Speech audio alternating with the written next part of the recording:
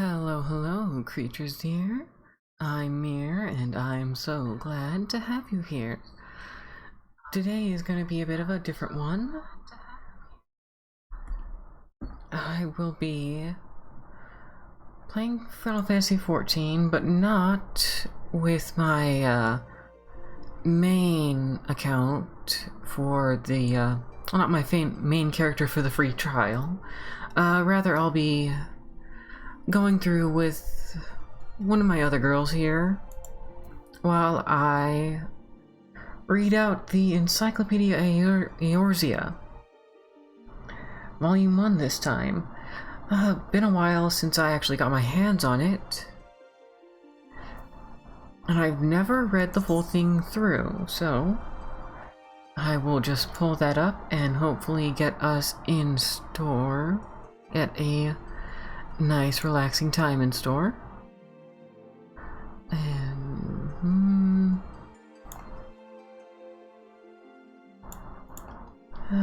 about that size. Full page.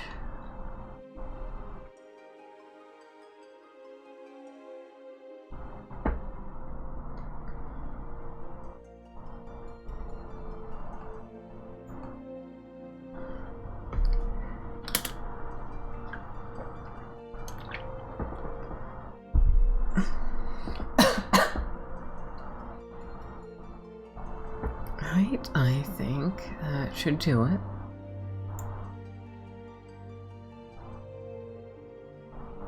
Get this to a page that's a bit more... There we go.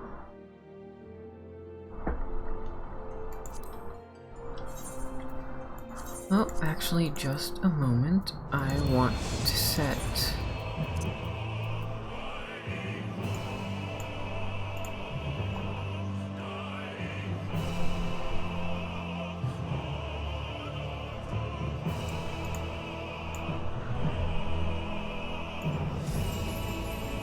Go. Okay, not letting me log in. Oh, there we go. Okay. Gonna let me in? Looks like it will. Okay. Preface. Blessed by the gods and forged by heroes. Comprised of Eldenard, the westernmost of the three great continents and its surrounding islands, the realm of Eorzea has, throughout history, been cradled of several unique civilizations. Towering mountains dominate the north, their peaks forever lashed with icy winds. To the south, a bleak expanse of unforgiving desert holds sway. Yet these inhospitable lands hold irresistible lure for man and monster alike, for wide and deep flow the currents of ether, and rich are the veins of power-infused crystal. This encyclopedia is a labor of love, a love for Eorzea. It is a compilation of knowledge of our forebears, of their histories and legends, of their fables and folk tales. It is a chronicle left by those who strove to unlock Eorzea's myriad mysteries, that all who followed might better understand this great realm. It is dedicated to those who call Eorzea their home, and to those who will do so one day. It is dedicated to those who would give their blood to see the realm persevere. It is dedicated to you, the reader, and the listeners, with hope that the knowledge contained within its pages will serve as a guide on our never-ending journey to a better tomorrow. And I just need to adjust the sound real quick. And we'll get on to the next section.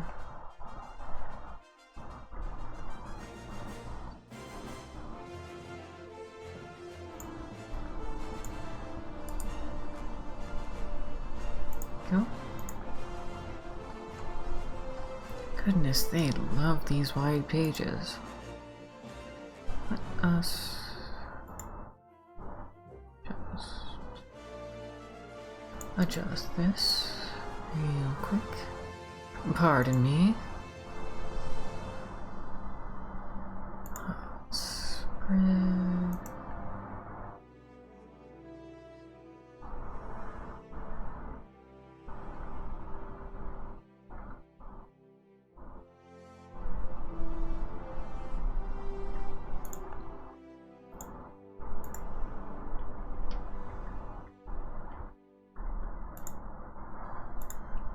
new era. In this both harsh and vibrant region, the people of Eorzea have carved out their histories from within a cycle of prosperous astral and disastrous umbral eras. And though the land has but recently emerged from yet another age of decline, the seventh umbral era, the skies remain dark. On the eastern borders, the Garlean Empire amasses its troops for invasion, while the native beastmen tribes summon their deities, the otherworldly primals. The threats facing Eorzea will not be easily overcome. The brightest burning candle. The life of an adventurer is the pursuit of fortune and the pursuit of fame. The devotion of oneself to seek out danger and glory wherever they might lie. Only the most intrepid and dauntless of souls will endeavor to embark on such a journey. It is not without warrant, then, to assume it will ultimately be an adventurer who steps from the shadows of obscurity to defend Eorzea from those who would see her harmed, that it will be his or her tales of bravery and daring that are sung by bards for ages to come. This adventurer, and every adventurer, to have heretofore lived and died in our realm, are the true heroes of this story, Eorzea's story.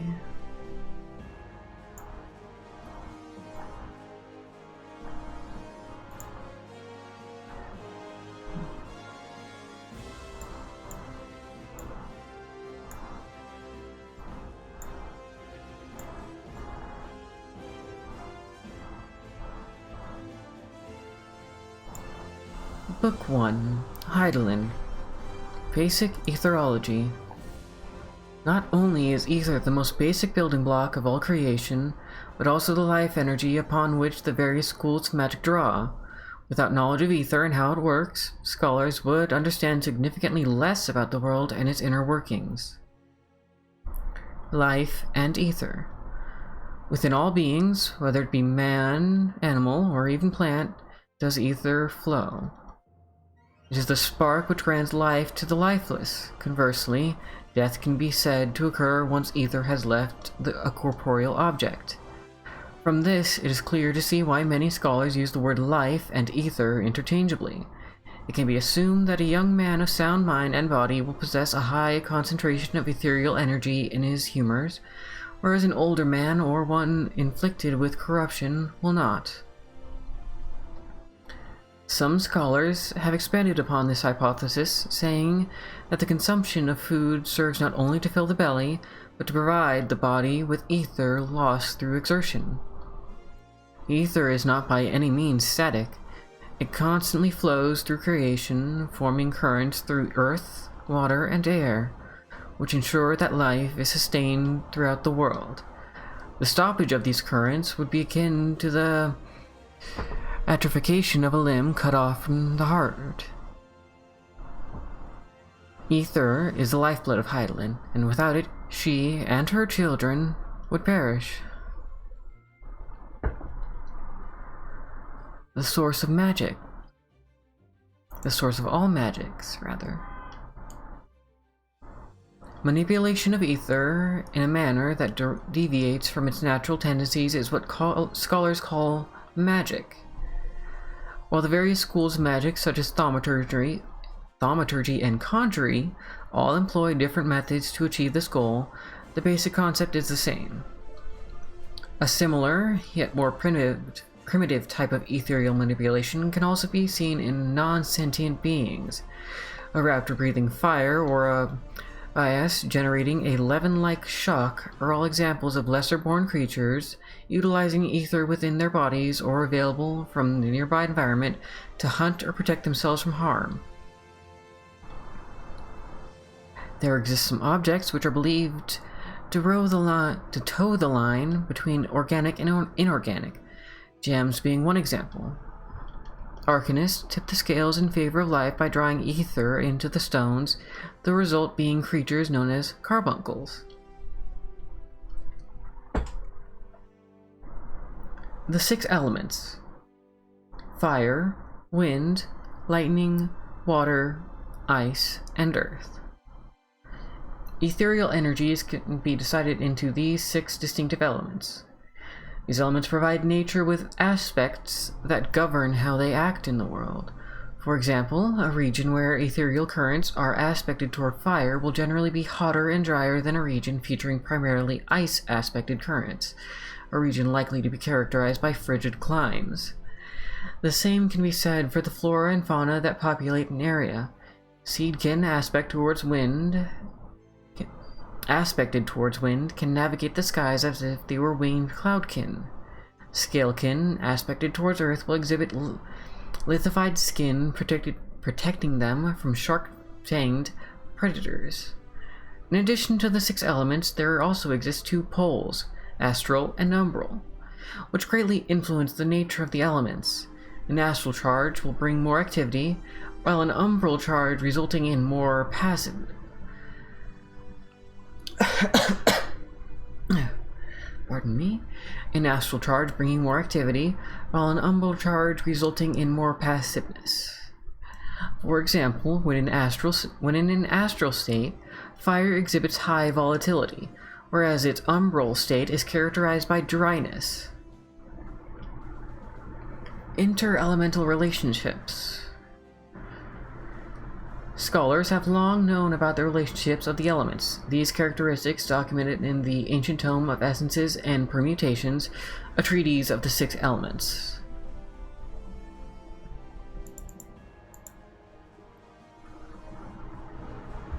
The spark of lightning ignites when it strikes, and thus fire is born.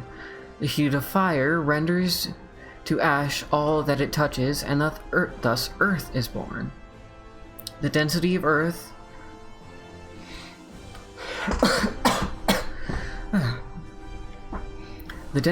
shuns sun and harbors cold, and thus ice is born. The armor of ice melts away, and thus water is born. The moistness of water mists and rises, and thus wind is born. The gusts and sighs of wind gather the clouds, and thus lightning is born. The 3 conquerors, boundless and unwavering. Earth grounds lightning, water erodes earth, lightning boils water. The 3 submissions, timeless and unending. Fire is extinguished by wind, ice is melted by fire, and wind is obstructed by ice. Dynamic opposites, and the bifurcation of polarity.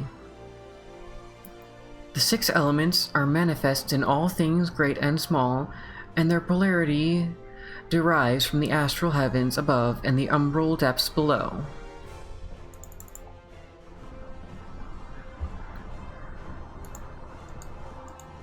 Crystals. When a living entity dies, the ether remaining will normally leave the body and return to the world's ethereal current, known as the life stream. When a living entity, however, experiences death-inducing trauma, such as a mortal wound in battle, the resulting sudden release of its most heavily aspected life energy will oftentimes manifest corporeally before it can return to the life stream, a phenomenon we know as crystals. This can also occur when a wound is dealt to the very land itself, and is a reason why crystal deposits are found throughout the land. The elemental aspect of the energy trapped in these crystals can be harnessed and used in a myriad of manners. Applying fire crystals to a forge can increase its internal temperature, assisting in the smelting of ore. The cooling properties of an ice crystal can assist a grocer in maintaining the freshness of meat or produce. That said, due to the extreme concentration of aspected ether within a crystal, direct consumption of a crystal by a living being can severely alter the ethereal balance within its body, ultimately resulting in severe injury or even death.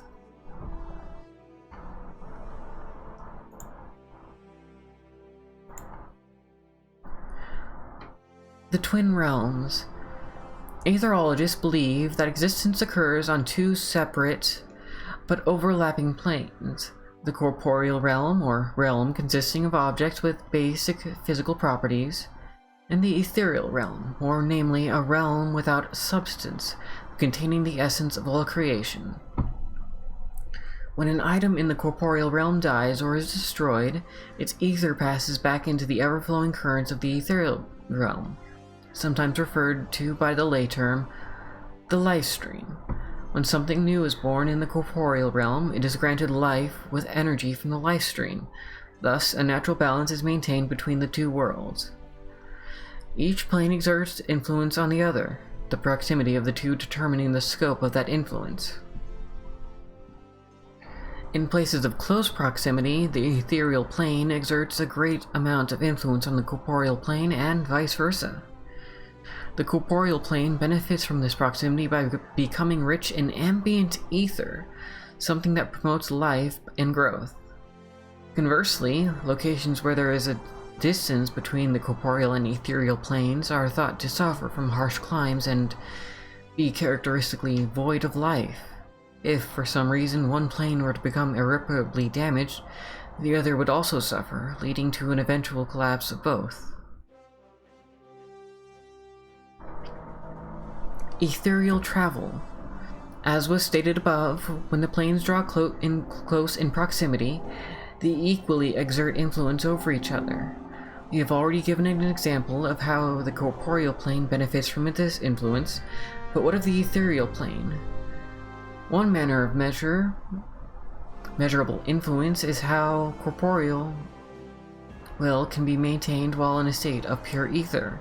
This ultimately allows for the travel of corporeal beings through the ethereal plane without the loss of ties to the being's own plane. In simpler terms, it renders possible the phenomena known commonly as teleportation. Magics are wielded to reduce a body and will to its ethereal components and cross over into the ethereal plane. While there, the will of the host is maintained, allowing him to travel almost instantly to other locations in the plane, where he can then cross back, regaining his corporeal form. To accomplish this, however, the host requires special beacons that point the subject where he needs to be. Aetherites, massive concentrations of crystallized ether, serve as the beacons, most often appearing in areas where corporeal and ethereal planes are the closest. These areas are already teeming with life because of this proximity, which is why centers of population can be found near Aetherites. Without these beacons, an ethereal will would merely drift in the life stream for eternity, slowly breaking down into the most basic form of pure ether until Heidelin gives those particles new form. Historically, settlements have been established around existing deposits of aetherite, areas teeming with life due to their proximity to the ethereal plane. However, the Charlayans, despite a lack of comprehension regarding the processes involved, have succeeded in applying technology from previous ages to the construction of portable aetherites, which can be placed in almost any location.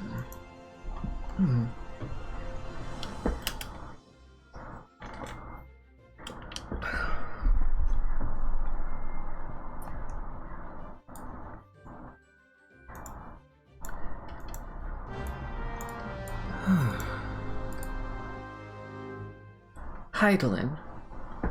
Some scholars in the field of etherology further believe that somewhere deep beneath the land slumbers a mass concentration of ethereal life energy. These etherologists refer to this phenomena as the mother crystal. Still, some take this hypothesis one step further, stating that the existence of a mother crystal proves that the plane itself is alive. proof that the planet itself is still alive, and represents a heretofore unclassified biological entity. To support this theory, they point to the oracles and heroes of ancient history who claim unexplainable visions of the future or unnatural strength to overcome impossible odds. The scholars believe that it is through these visions that the planet is conveying messages to those that she entreats to her aid.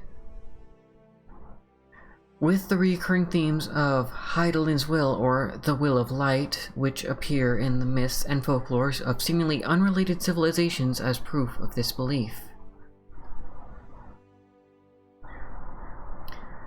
The Ethereal Sea, a focal point of Charlayan academia, has forever been to understand and predict Heidelin's fate. One intriguing fact that their scholars have uncovered is that the deeper into the planet's core one ventures, the more blurred the border between the corporeal and ethereal realm becomes, leading etherologists to believe if that one were able to travel deep enough, they may be able to witness and examine the ethereal realm while maintaining their corporeal form. An attempt by the Charlayans to test this hypothesis was put into motion with the construction of the Anti-Tower near the Charlayan city-state in the Dravinian hinterlands. Built deep beneath the surface of Heidelin, the tower focused ether into powerful magics, which pried open a window to the ethereal realm, giving mankind its first ever view into the Pleroma and beyond. Direct contact with the Mother Crystal was the next step in Charlayan's research before the scholars were forced to flee Eorzea following the Garlean Empire's invasion of the realm.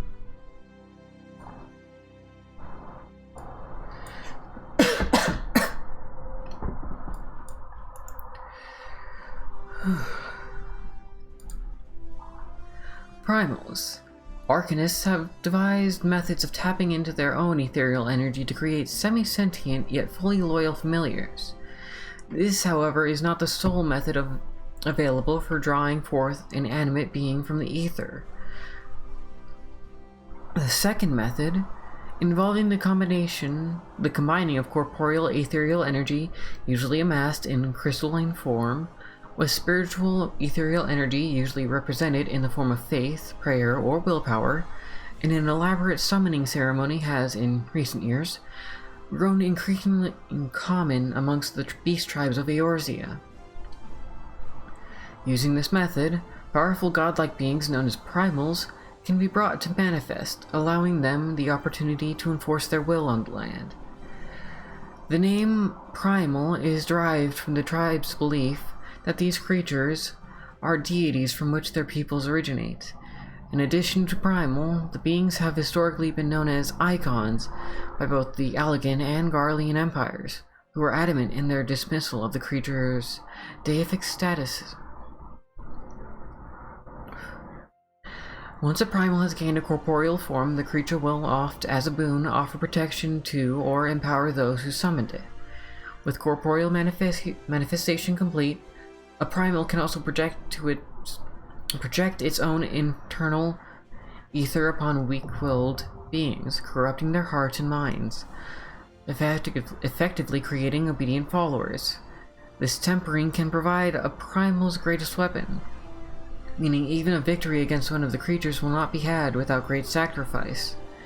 And even these victories are short-lived, as once enough crystals are gathered and another ceremony performed, the demigod can be resummoned as if it were never defeated.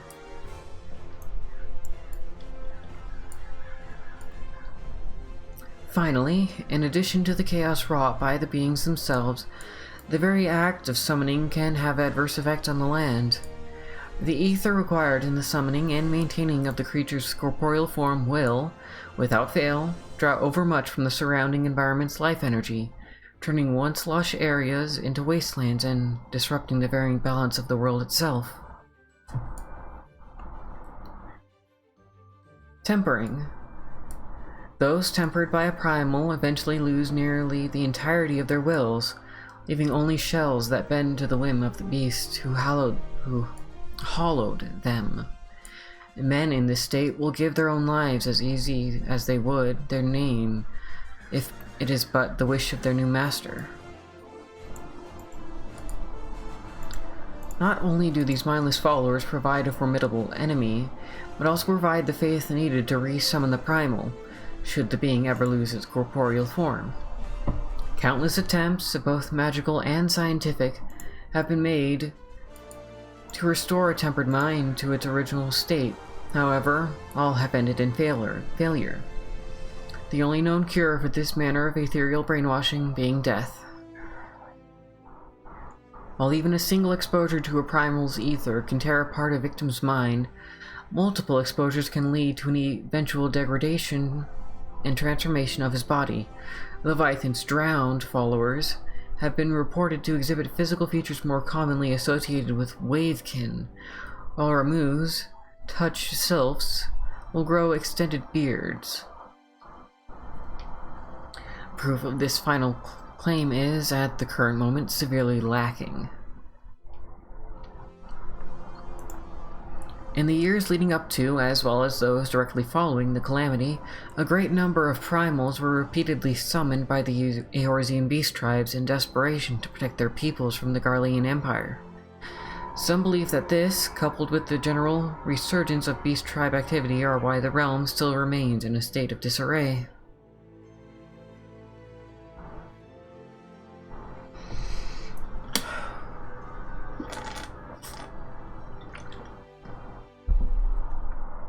Geography.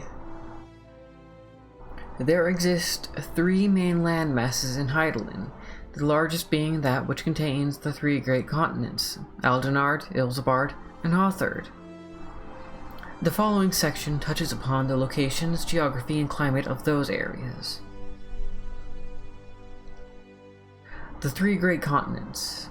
Situated in Hydaelyn's northern hemisphere and stretching from the polar region almost to the equator, the 3 great continents consist of Aldenard in the west, Ilsabard in the north and center, and Hawthord in the east.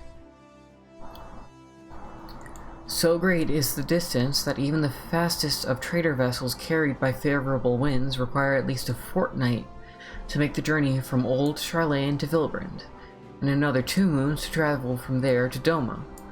Regional folklore has it that Aldenard, Hawthord, and Ilsabard were once brothers whose hearts were filled with love for one another that they remained inseparable for countless eons. One day, however, did the brothers Hawthord and Ilsabard grow jealous of Aldenard, for despite being the youngest, he was blessed with the richest of lands. In a violent fit of anger, the brothers pulled themselves away from their younger sibling, to where they stand today. Aldenard's outstretched hand clinging to Ilsabard's coattail in one last final effort to bring him back.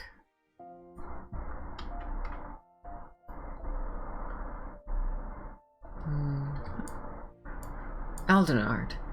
Westernmost of the 3 great continents, Aldenard is most commonly grouped with Vilbrand, the Sieldales, and countless other small islands to form the realm known as Eorzea. Compared to other regions,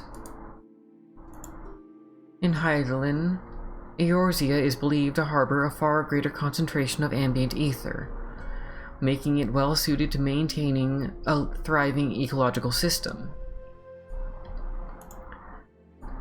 Drawn to the fertile land and abundant fauna, mankind has long held a presence in Eorzea, and it is from here that many of history's greatest civilizations have risen. However, this abundance has also led to strife, and the wars to control the realm have seen many of those selfsame civilizations fall.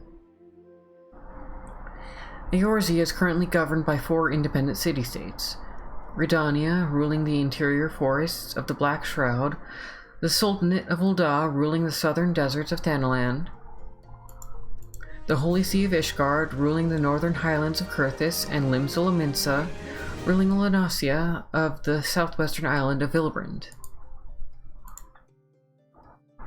as well as its neighboring areas. Little more than 2 decades ago, there was an additional pair of city-states which shared Eorzea with the aforementioned 4, Charlane and Alamigo. The former, however, was abandoned by its inhabitants out of fear when the Garlean Empire invaded Aldenard from the north and occupied Alamigo.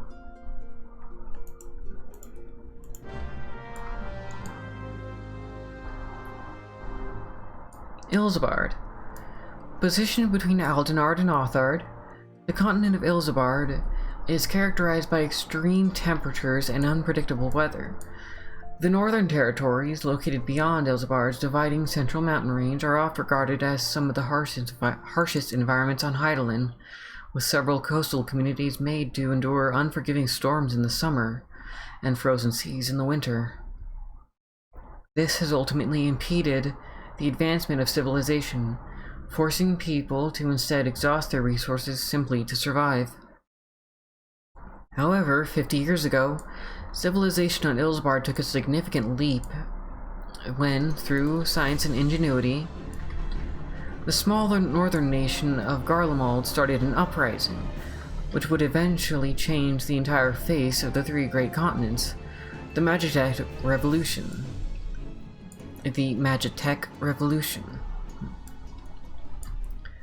After quickly toppling several nearby nations, the Garleans, now an empire, set their sights on warmer climes and led their armies across the mountains and into southern Ilsabard, an area known to Eorzeans as the Near East, and proceeded to conquer all in their path, until nearly the entirety of the continent was annexed and absorbed.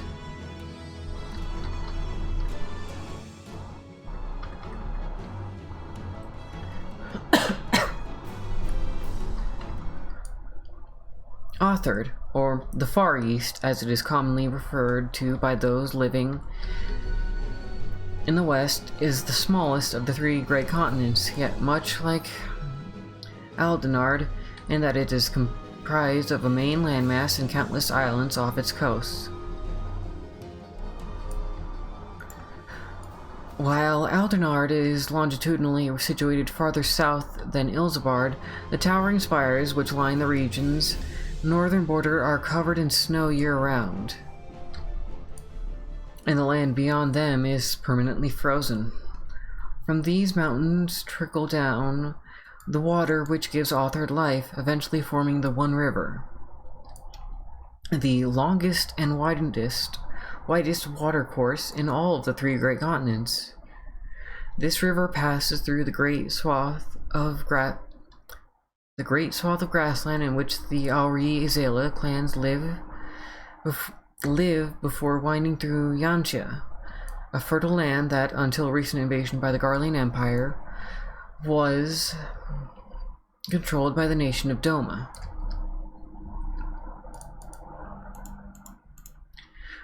Though connected geographically for thousands of years, little interaction has taken place between Ilsabard and Othard, the main reason being a combination of near impassable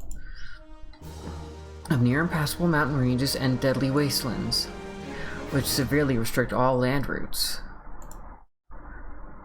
While coastal cities have experienced limited contact with the outside via trade, the overall isolation of Othard has allowed local cultures to evolve with little to no influence from the West. Only in the past 2 decades have things begun to change, the advent of airship technology thrusting the once closed doors of the Far East. However, this new exposure also served to alert the power-hungry Garleans of new territory ripe for the plucking, and it was not long before the Empire had set their sights on Doma and Dalmasca, 2 nations which have since been brought under the Imperial banner.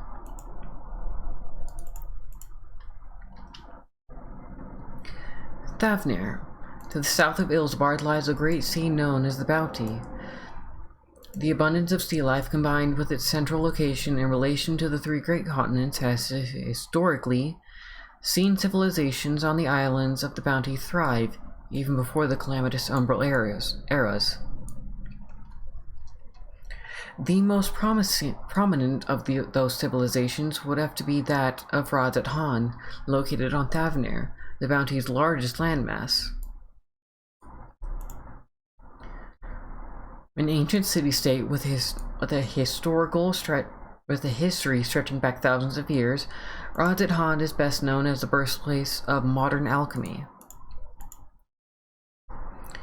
It is interesting to note that, despite having a very limited outward military presence, The city-state has succeeded in forging a non-interference treaty with the Garlean Empire, ensuring their independence while mightier nations fall about them, and thus Radat Han remains an active hub for trade between Eorzea. However, it has been noted by some that the treaty was only formed so that Garlemald could obtain items from Eorzea via Thavnir, as official trade between the regions was frozen after the Empire's failed invasion 20 years past.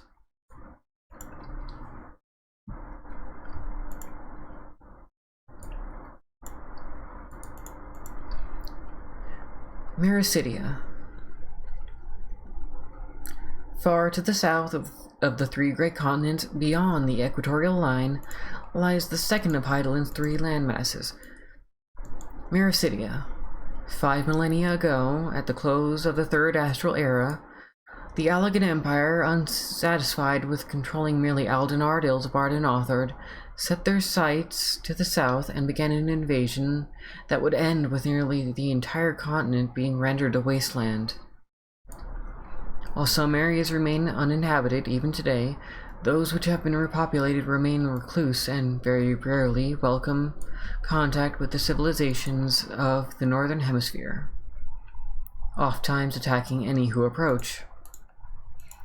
Whether it be by sea, by air, or by air, because of this, very little of the region is known, including even the most basic of geographical information.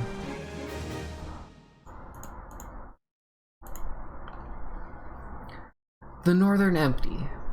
Across Abelathia's spine, the battered seacoast of the Far Reach, and beyond the blood-brine sea lies the Northern Empty, a vast body of water almost entirely void of islands, save for two major chains.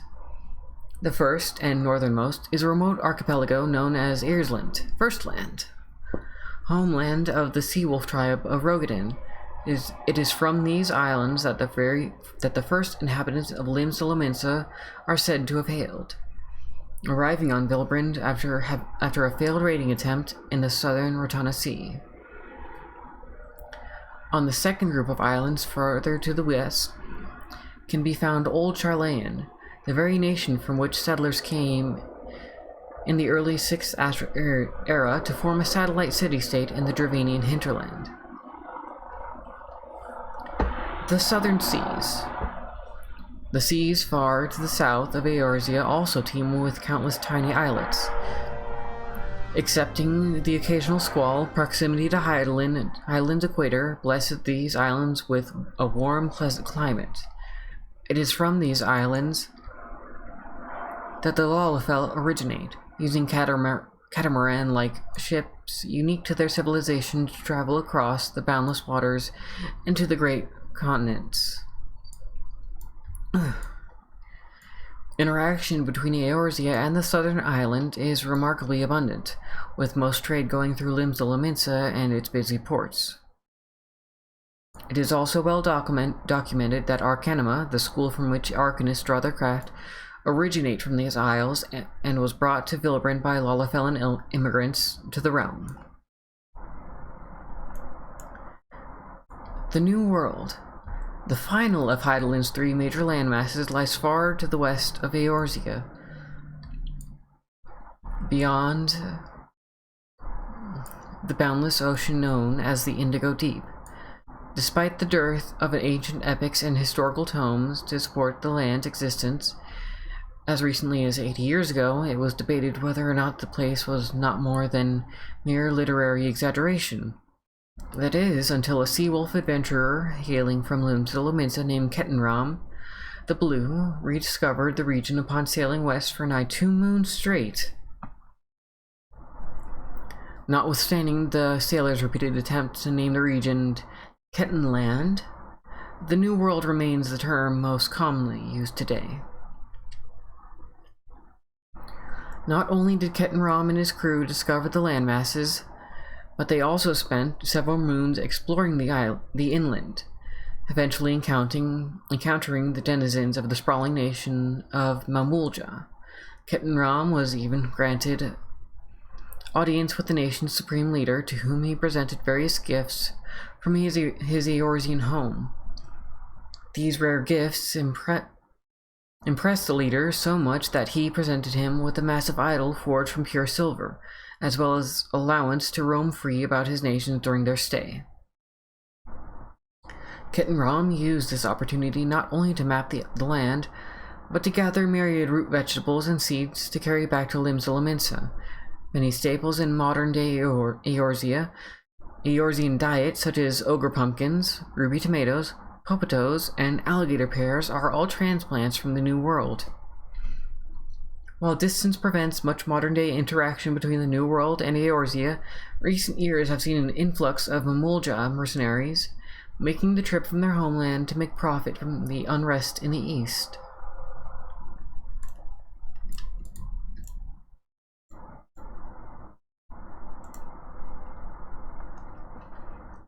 Hydaelyn and Zodiark. For thousands of years, Eorzea has experienced a repeated cycle of devastation, umbral eras, and prosperity, astral eras.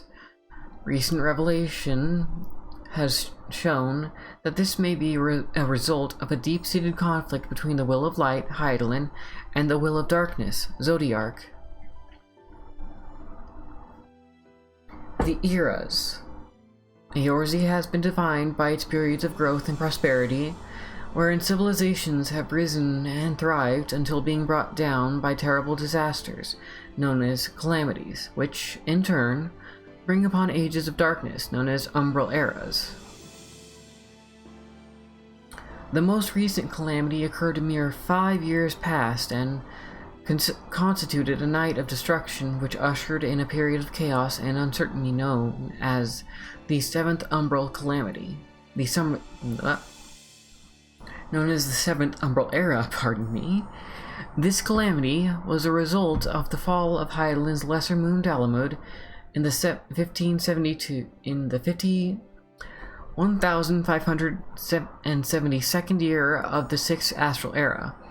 Upon the satellite's arrival above the Carton of Flats in central Eorzea, it split apart, revealing the elder primal Bahamut, who, in a fit of inchoate anger, laid to waste anything and everything around him.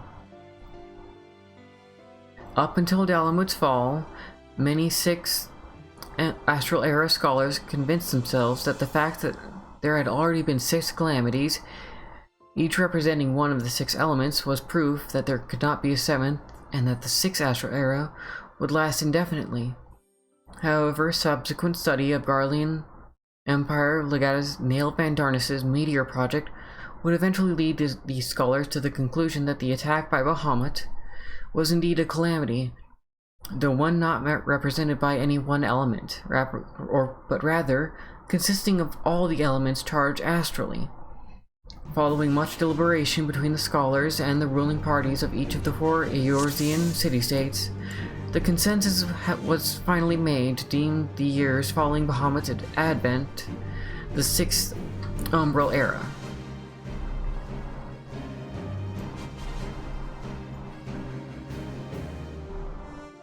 Ascians. Throughout Eorzean history, whether it be in the folklore or myth, there has been mention of dark, shadowless figures known as the Ascians, who, with their twisted words, would incite strife between peoples, most recently teaching the beast tribes of Eorzea how to summon primals and essentially igniting a war spanning multiple continents. According to the recent research by the Scions of the Seventh Dawn, there is proof that the calamities, once believed to be natural occurrences, were actually triggered by the crooked scheming of the Ascians in an attempt to bring about a phenomenon known as the rejoining, a form of dimensional compression desired by their deity, Zodiark. Dimensional compression. But what is dimensional compression? The students of Aldessian and the Scions of the Seventh Dawn have both allocated resources into learning more about the phenomena. Their findings are as follows. Deep within the ethereal sea, light and darkness wage a never-ending war against each other. Equal in strength, their battles end in a standstill, maintaining balance in the world. However, there was a period when the strength of darkness grew, disrupting this balance. From within the Mother Crystal, the Will of Light, Hydaelyn, passed judgment that darkness should be physically excised from the planet, and cast the Will of Darkness, Zodiark, into space, where it became the moon. However, in doing so, Hydaelyn tore the very dimensional fabric, creating a rift which spawned forth 13 mirror images, which have since evolved separately from the original. This hypothesis continues by stating that the 14 parallel dimensions, the original being upon which Eorzea exists, 7 have already faded into oblivion at the hands of the Ascians who, from the safety of Eorzea, work to topple the walls between dimensions, causing them to collapse in on themselves. Their purpose? To regather the ether distributed amongst the 13 mirrored planes and concentrate it back to the original, where it can be used to wake the exiled Zodiark and restore him to his rightful place back within Hydaelyn. This process, compressing 14 dimensions back into one, is what the Ascians refer to as the Ardor, and it most certainly spells destruction of life on Hydaelyn as we know it.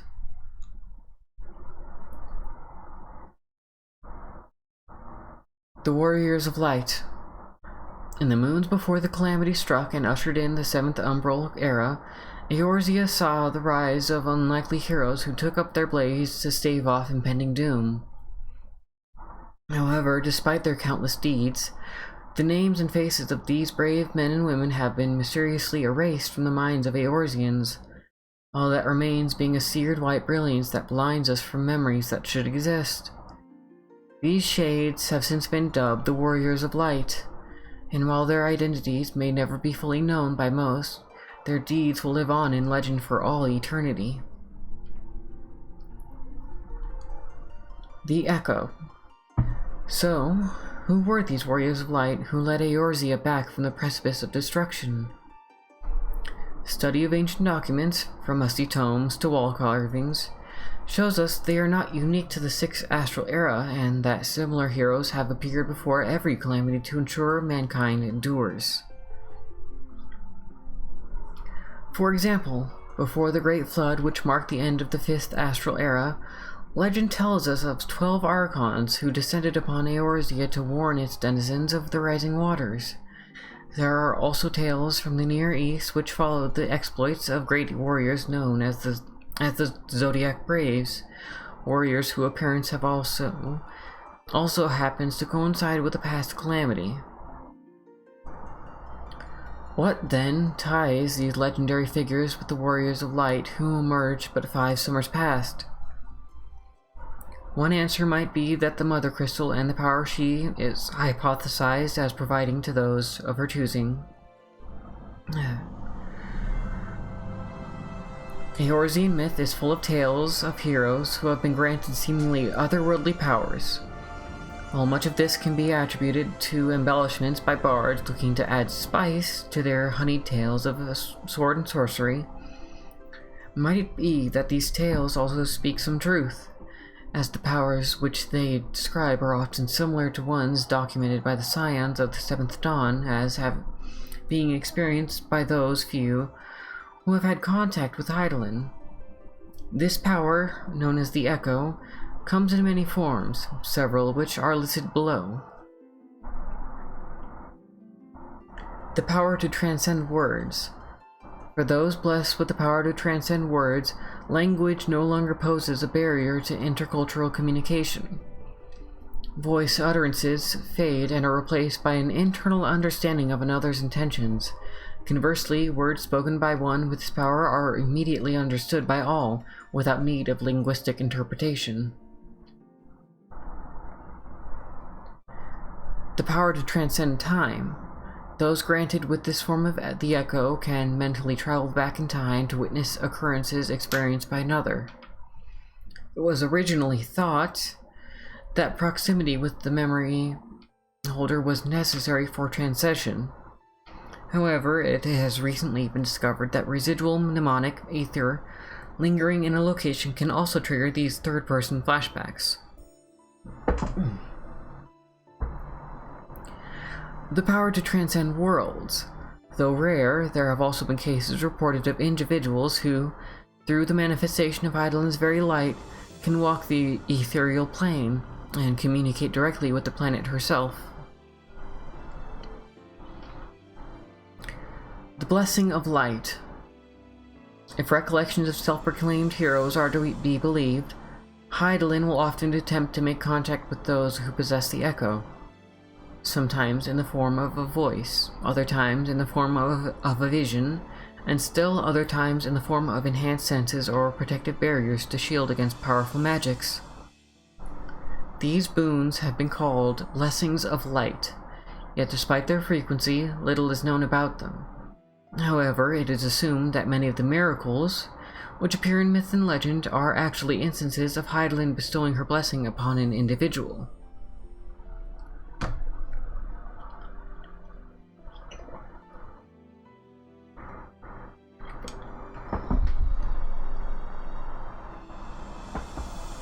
The 12. Eorzea, a land loved by gods and forged by heroes. The gods of which this epithet speaks are the 12, the pillars upon which religious faith in Eorzea firmly rests. Oshan, the Wanderer. Oshan, the ruler of the mountains, and Oshan is ruler of the mountains and god of wanderers and vagrants. He commands the elements of wind and is associated with the 6th moon of the Eorzean calendar. Oshan is the brother of Naldal and the closest companion of Halone. He is most often depicted as a carefree ranger wielding a bow of yew. His symbol is the walking stick. Limlane, the Navigator. Limlane, Watcher of the Seas and Goddess of Navigation, is the guardian deity of Limsa. She commands the element of wind and is associated with the 5th moon of the Eorzean calendar. Limlane is the daughter of Thaliak and the elder sister of Nafika. She is most often depicted as a strong fisherwoman wielding a long-bladed harpoon. Her symbol is the wave. Nemea, the Spinner. Nemea is the watcher of celestial bodies and goddess of fate. She commands the element of water and is associated with the 4th moon of the Eorzean calendar. Nemea is the younger sister of Althic and master of Ralgar. She is most often depicted as a weaver donning a white silken veil. Her symbol is the spinning wheel. Thaliak, the Scholar. Thaliak, ruler of rivers and wisdom and god of knowledge, is the guardian deity of Sharlayan. He commands the element of water and is associated with the 3rd moon of the Eorzean calendar. Thaliak is the father of Limlane and the teacher of Byrgo. He is most often depicted as a reserved scholar holding an ashen staff. His symbol is the scroll. Menfina, the Lover. Menfina is keeper of the twin moons and the goddess of love. She commands the element of ice and is associated with the 2nd moon of the Eorzean calendar. Menfina is the sister of Azima and the divine lover of Oshan. She is most often depicted as a maid carrying a round skillet. Her symbol is the full moon. Halone, the Fury. Halone, mover of glaciers and goddess of war, is the guardian deity of Ishgard.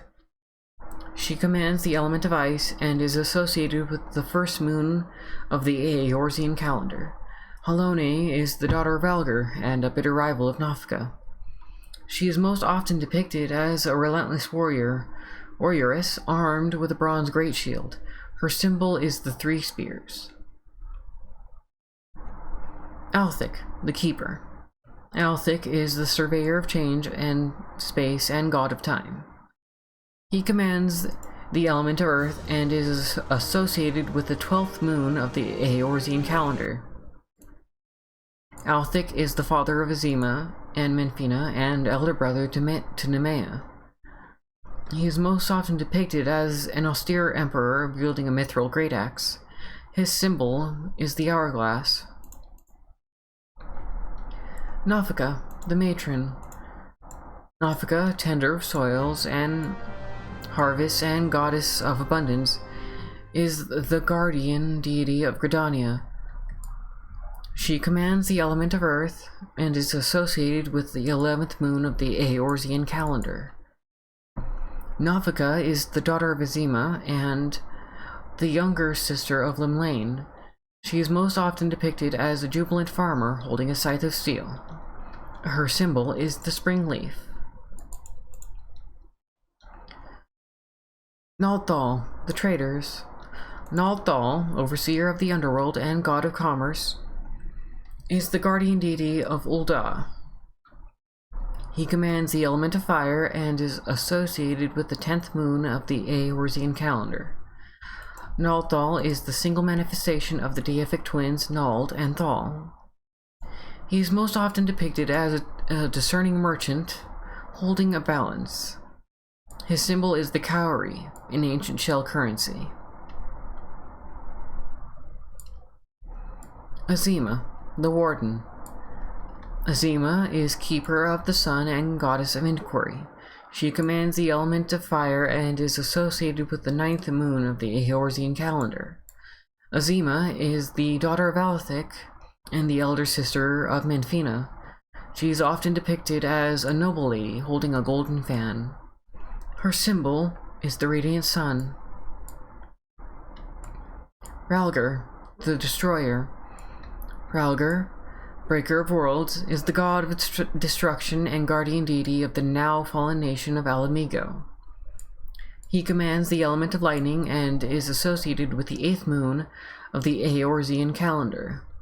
Rhalgr is the father of both Byargo and Halone and serves as attendant to Nemea. He is most often depicted as a magi carrying a staff of bronze. His symbol is the streaking meteor.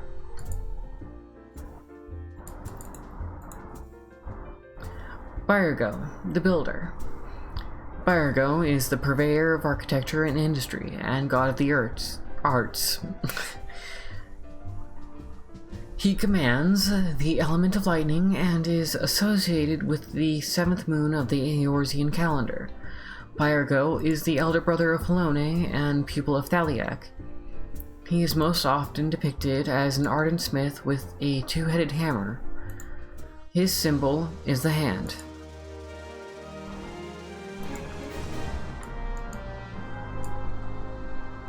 Twelve worship. Belief in the 12, a pantheon of gods and goddesses, each represented by one of the 6 elements upon which all creation is founded, has served as a cornerstone for civilization in Eorzea for millennia. Though theologians remain unsure of the exact origins of 12 worship in Eorzea, studies of relics from the Allagan civilization tell us that even 5,000 years ago, at the peak of the 3rd astral era, the 6 and 6 deities were already ingrained in society, as they are today. Not only is the year divided into 12 and 12-year cycles used in modern astrology, city-states will choose a patron deity to serve as a guardian over their lands, with that deity becoming a focal point of cultural development, such is the case with an Althal and the economically inclined Uldans. Sometimes people from certain races or professions will choose to focus their worship on a single deity. Many Makote of the Seekers of the Sun clan will follow the teachings of Azima, the Warden and Goddess of the Sun. Sailors will often pray to Limlane, watcher of seas and goddess of navigation, to see their ships safely to port, and artisans will pray to Bargo to guide their and artisans will pray to Bargo to guide their hands. Creation. Creation myth in Eorzea has taken on countless forms over the ages. One prominent astrologian and theologian, Lufon of Charlan, has spent his academic career studying the overlap in these renditions, and has compiled what he claims is the definitive tale. In the beginning, there was neither light nor darkness, only the whirl. And it is not until Althic emerged from thence in his nakedness did time take its first steps forward. With him, the Keeper also carried weight, and with weight were the realms of land and firmament defined. Yet Althic would not be alone over long, for soon from the whirl did another step forth. Her name was Nemea, and she was but a mewling babe, who could do naught but weep, and soon her tears had created a vast lake.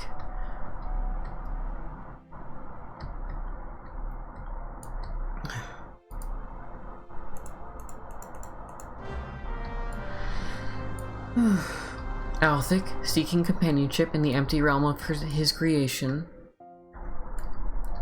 took the young goddess under his wing and cared for her as one would a daughter.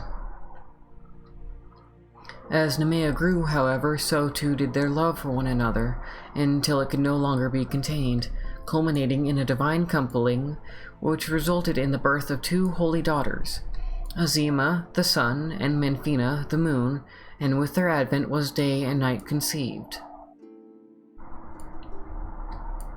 So did countless cycles of light and dark begin.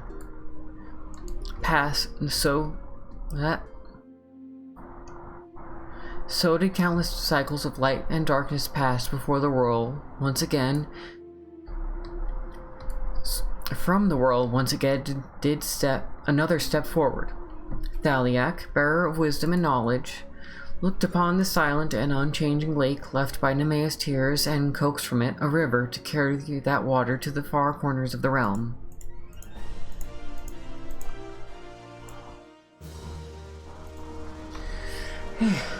Azima, drawn to Thaliak's sagacity, professed her love to the new deity and begot him two daughters, the first being Limlane, who took the water created by her grandmother and expanded it into the world's seas. The second daughter was lonely Nafika, who, wanting for companionship, created her own playmates and thus brought life into the world.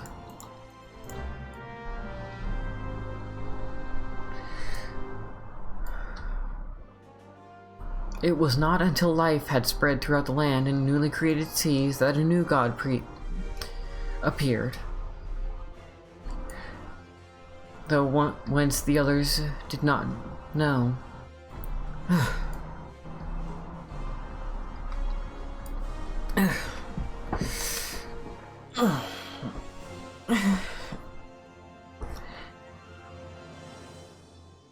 It was not until life had spread throughout the land and newly created seas that a new god appeared, though whence the others did not know, for the world lay dormant. His name was Ashan, and where he wandered did towering mountains rise from level plains. With the formation of these spires did cold wind flow from on high down to the warm seas and back up again, carrying that life that was once reserved for land and water into the skies.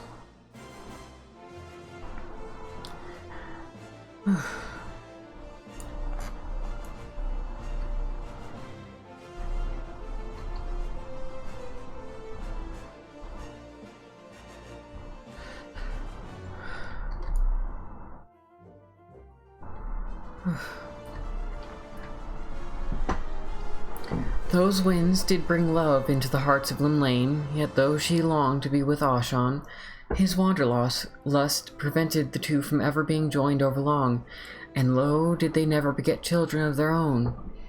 This was a time of great creation, but also of great chaos, Ashan's mountains rose and fell at his whims. The Eliak's rivers flowed hither and thither, and Limlane's seas ever expanded, swallowing entire swaths of land before the gods even knew they were gone. To bring order to this chaos, Nemea pried forth a mighty comet from the heavens and gave it life, directing it down to the world that it may destroy the excess her sons and daughters had wrought, while bringing harmony once again to the realm.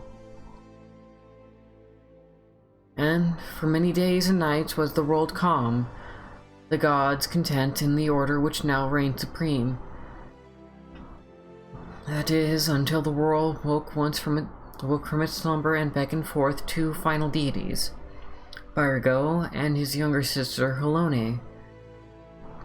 It was feared that the untamed and ambitious siblings might once again usher chaos into the world. To see that they were properly disciplined, Nemea quickly made them wards of Ralgar the Destroyer. A builder by nature, Virgo resented his new stepfather who could teach him only of destruction, choosing instead to spend most of his time in the tutelage of Thaliak. The scholar bestowed upon his eager student the knowledge that he would use to forge tools and techniques of creation. Though more open to her new father's teachings, Halone too grew restless and longing to test her strength. An opportunity arose when Ashan invited the young goddess on one of his journeys. It was during these travels that Halone's ambition slowly transformed into a lust for battle. While on the road, she would challenge nearly every creature she met, honing her skills and methodically devising new techniques for killing.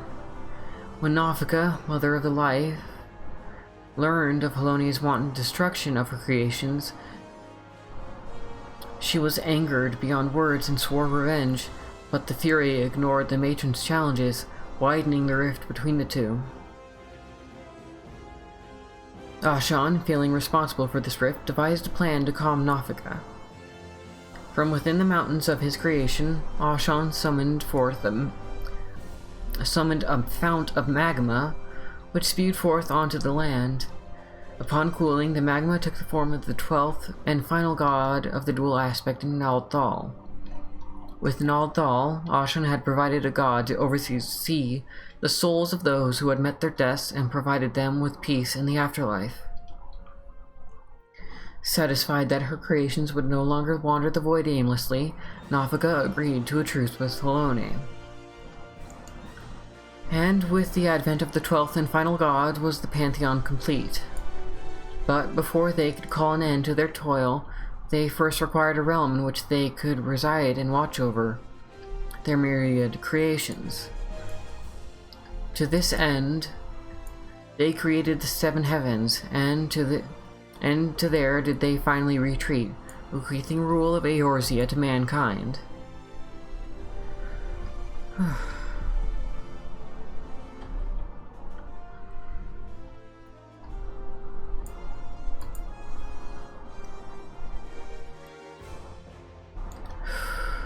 I think I will require a moment of rest for my voice.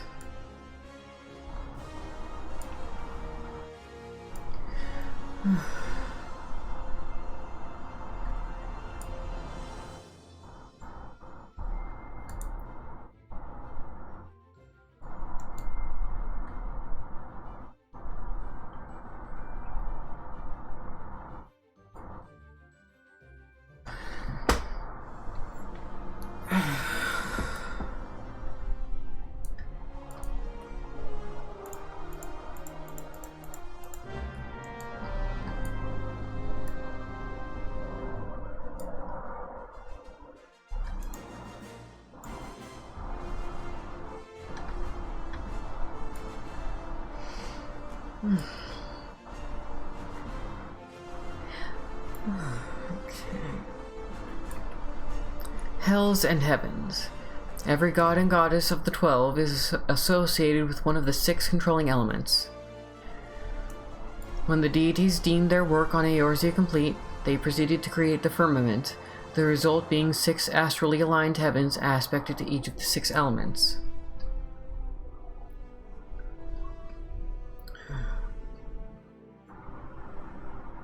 and a final seventh heaven to rule them all. However, a residual product of these heavens were 6 similarly aspected hells.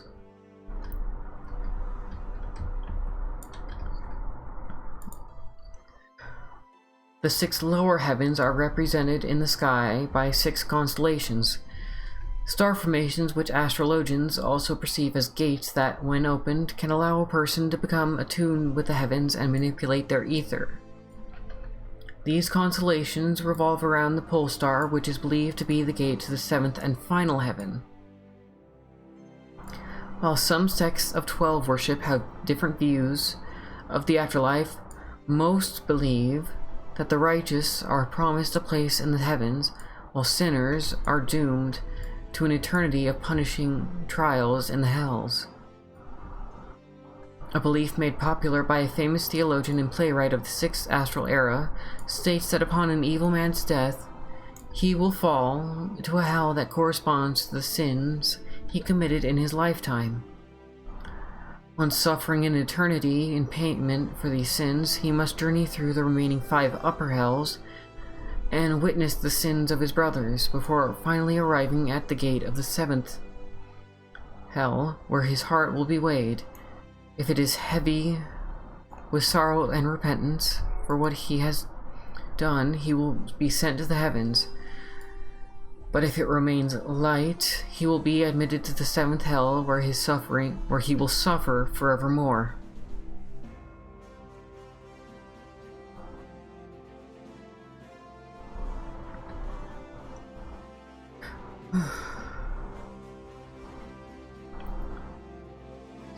The Hell and Heaven of Fire.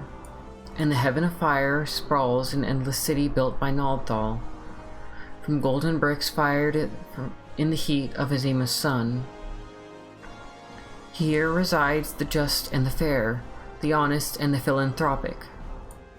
The Hell of Fire was formed when the rubble left after the creation of its heavenly counterpart was cast from the firmament into the dark pit and set alight. Here burn those who wrongly judged their peers, those who tricked their customers, and those who gave and received douceurs. The Hell and Heaven of Water. To create the river which runs through the Heaven of Water, Nemea melted a star, to which Thaliak added the essence of knowledge, and then poured it forth from Azure. Here reside the scholars and inventors, the teachers, and the entrepreneurs.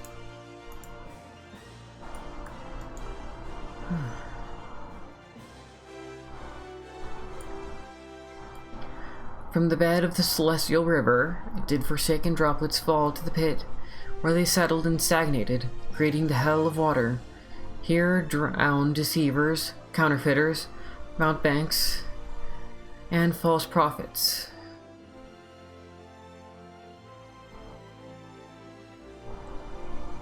The Hell and Heaven of Wind.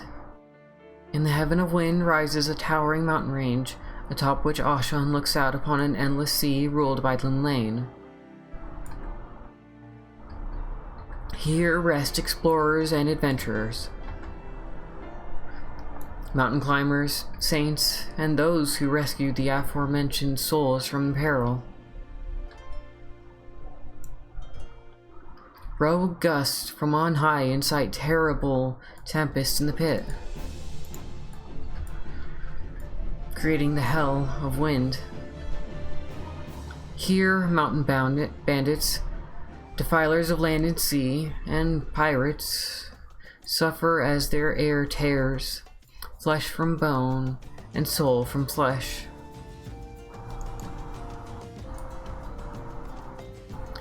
The Hell and Heaven of Ice. In the center of this heaven rises a lofty palace of ice. Ice made of frozen moonbeams and carved with the Fury's own spear. Here reside epic heroes and gallant knights, the benevolent and the faithful. From Halone's Gelid Palace do piercing icicles plummet to the pit, creating the Hell of Ice. Here suffer cowards, deserters, and adulterers.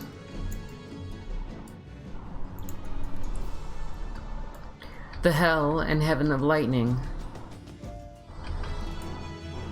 In the Heaven of Lightning, one will find a towering clockwork spire built by Byargo, with metal forged from a comet and powered by Ralger's Levin bolts. Here rest engineers and architects, revolutionaries and conquerors of evil. Levin-charged fragments of the comet plummet to the pit to form the Hell of Lightning, a place of damnation for vandals, slumlords, and warmongers.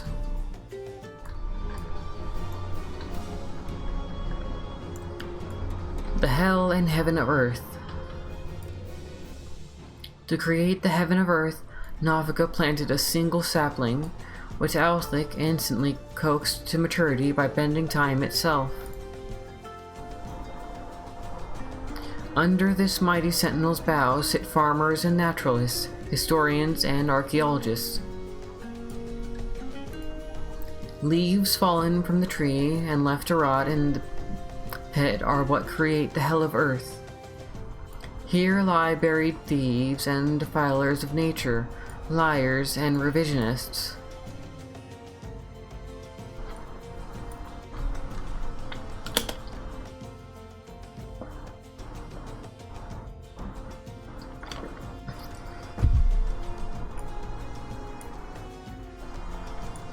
Currency and measurements.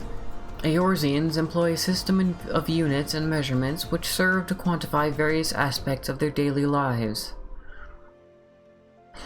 From currency to units of length and weight, familiarity with these concepts and their origins will afford the reader a deeper knowledge of the realm and the references employed by its residents to describe the world around them. The history of coin.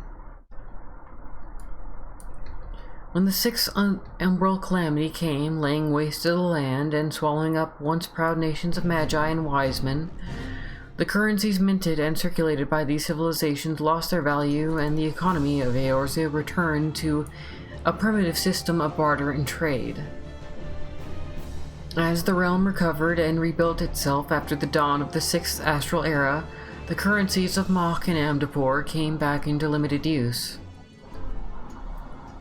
The currencies of their values assigned roughly according to the worth of their component metals.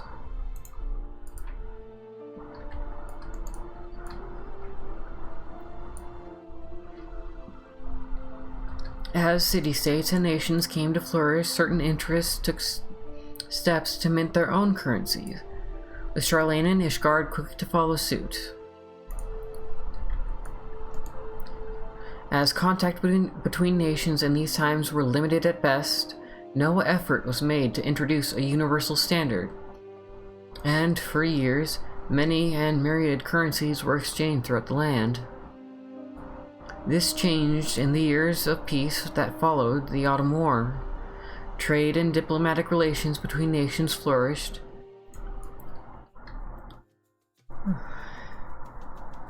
and for reasons of economic convenience, voices calling for a universal currency grew louder. In the year 1477 of the Sixth Astral Era, the leaders of Eorzea's six great city-states came together and, after some debate, reached the decision to mint a universal currency to be used the realm over. So it came to be that Gil, a coinage once used by the ancient Allagan Empire, was reinstituted as the standard currency for the land. On the designs of Gil. In times of Eld, coins would typically bear designs inspired by heroes, leaders, or religious imagery of the nations that minted them.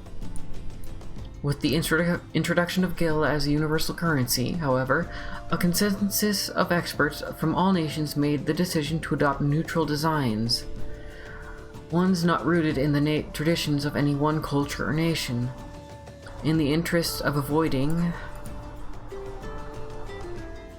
needless debate. To this end, the face of Nemea, the spinner, was chosen to grace the 100 Gil coin. An exception to the rule can be found in the commemorative 1 gil coins issued by the Grand Companies for Foundation Day, which are emblazoned with the images of the leaders of their respective city-states. Weights and measures. Eorzeans measure length and distance in ilms, fulms, yalms, and malms. The ilm is the fundamental unit of measurement, roughly equivalent to the length of one adult Huron thumb, with the longer fulms, yalms, and malms calculated using the ilm as a base. Needless to say, as the size of body parts can vary wildly from person to person, these units were somewhat imprecise in the early days of their use. While this would rarely be a problem within close-knit communities, confusion quickly ensued as trade and commerce spread across the realm. Matters came to a head in the year 986 of the 6th Astral Era, when a pirate who had come to Limsa to procure sailcloth from the black markets became enraged when his purchase fell short of the length for which he believed he had paid. Though contradicting accounts of the incident exist, most agree that the ensuing scuffle left some 50 men dead or wounded. Admiral Agatzar Romerslin of Limsa took swift action, promptly arresting the pirate who had caused the ruckus, lopping his thumb clean off and declaring that it would henceforth serve as the standard measure of an ilm throughout the land. Cast iron replicas of the buccaneers with severed digit were produced in bulk and distributed around the realm to serve as 1 ilm rules, and disputes over vague measurements soon became a thing of the past. 1 ilm is approximately an adult Huron thumb or a ripe Roland berry. 1 fulm, 12 ilms, an adult Huron foot, or a grown chocobo tail feather. 1 yalm, 3 fulms, a bastard sword blade, or an adult Lalafellan male. 1 malm, 1,760 yalms, the distance between an adult Elizan can run in a 10th bell, the average height of Ogomoro. 1 ons, an adult Huron thumb, or a 100 gil coin. 1 pons, 16 onzes, a merchant's scale stone, a block of kukuru butter. 1 tons, 2,000 ponzes, a fully matured gubu, 600 bottles of wine port red, 1 standard overseas shipment. And that is book 1 completed.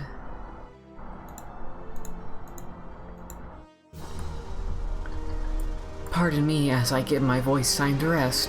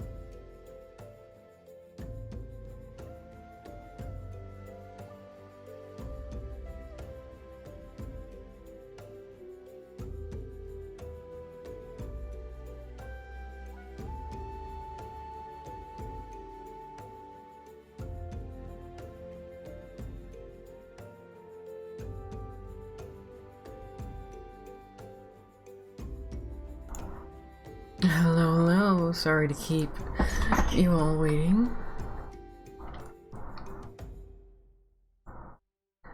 Let us see, where was I? Right onto Book 2, Her History.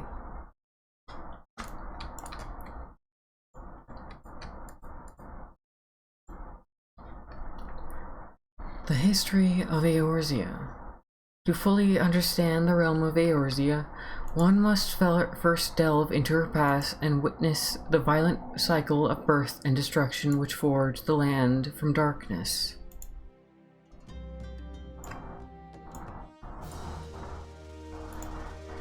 The First Umbral Era, the Calamity of Wind. Eorzea is characterized by elemental calamities which plunge the realm into short yet harrowing periods of chaos known as Umbral Eras, followed by extended periods of prosperity known as Astral Eras. What then, you may ask, of the land before the first calamity struck?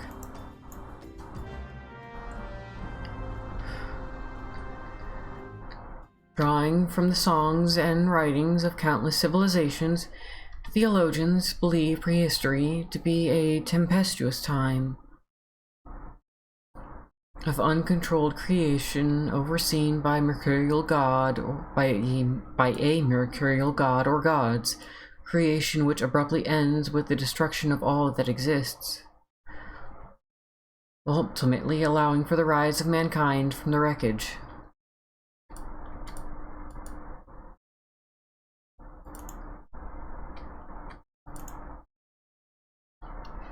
Historians and scholars of biological fields, on the other hand, claim that mankind could not have simply appeared, and suggest an evolution of the species in the thousand years preceding of the first calamity. What the two groups do, however, agree upon is that modern history begins with the first umbral calamity, with the first umbral era. Pardon? It was not until the advent of the sixth umbral era that, by the process of elimination, scholars were able to declare with certainty that the elemental calamity which ushered in the first umbral era was indeed connected in some way with wind, possibly in the form of terrible hurricanes, tempests, or tornadoes. Recent dealings with the Mughals of Mogholm, in which village elders have spoken of a wind-driven disaster previous to the first 5 calamities, serve to further reinforce this theory.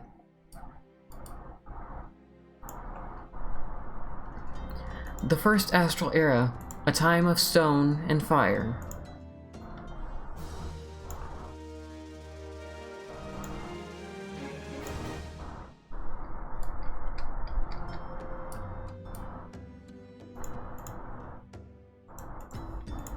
It is during the first astral era that mankind is believed to have learned the essentials for survival, the ability to carve stone tools and the ability to make fire. Tools allowed for the rise of agriculture and a departure from hunting and gathering, which eventually resulted in the abandonment of a nomadic lifestyle and saw the establishment of villages and towns. Within these towns, civilization thrived, and basic sciences such as animal husbandry and simple metallurgy were discovered and refined. As the towns grew, so did the hegemonies that oversaw the towns until finally kingdoms were born. However, kings, as is their wont, are rarely content with what they have, and soon the leaders of the newly formed countries abandoned the creation of tools for the forging of weapons, and the era descended into blood-stained madness. Equipped with picks and axes, historians believe mankind made short work of nature's bounty. Cave paintings dated to the first astral era suggest that the existence of hundreds of now lost species, from two-headed bison to winged coral, like scalekin, to furs reaching over 1,000 yalms in height.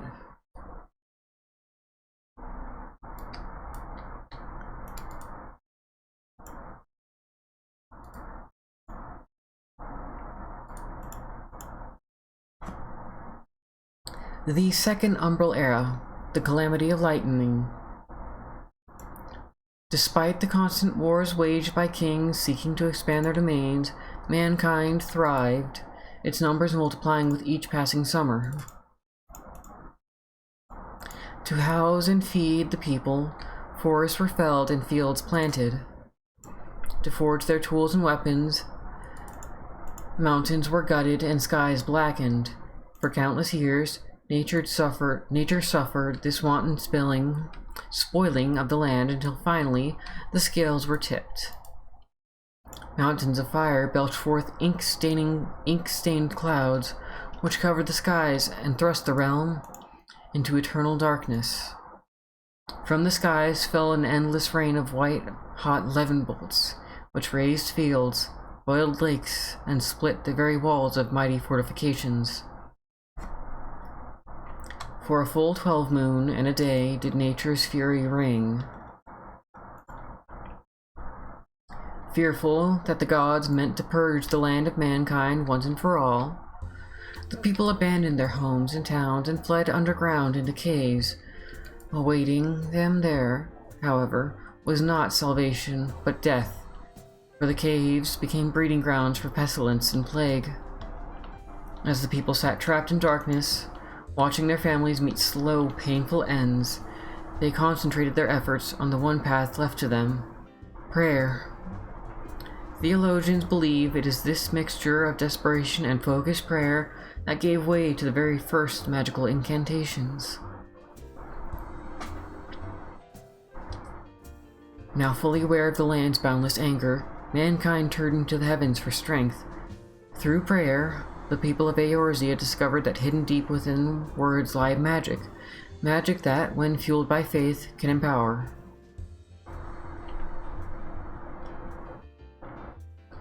The Second Astral Era, faith and above. And so, through primitive magic, did mankind endure until the skies had finally parted. Those showing proficiency in these esoteric techniques rising to positions of power within the communities. The people were drawn to these charismatic leaders who accredited the fall of the previous era with the faithless kings and their unquenchable avarice. They claimed that only through faith and prayer would they be saved from a similar fate, and thus were the first organized religions born. In but a matter of years, kingdoms centuries in the making were replaced with theocracies populated with men and women eager to prove their worth to the gods. That the divine beings may spare them from the land's wrath. Church leaders convinced the people that through the building of massive temples, monuments, and effigies would they achieve peace and salvation. To adorn these constructs so that the gods would smile upon them, the people perfected the arts of painting and goldsmithing. To protect these constructs from those who would defy the gods, they solved the riddle of steel.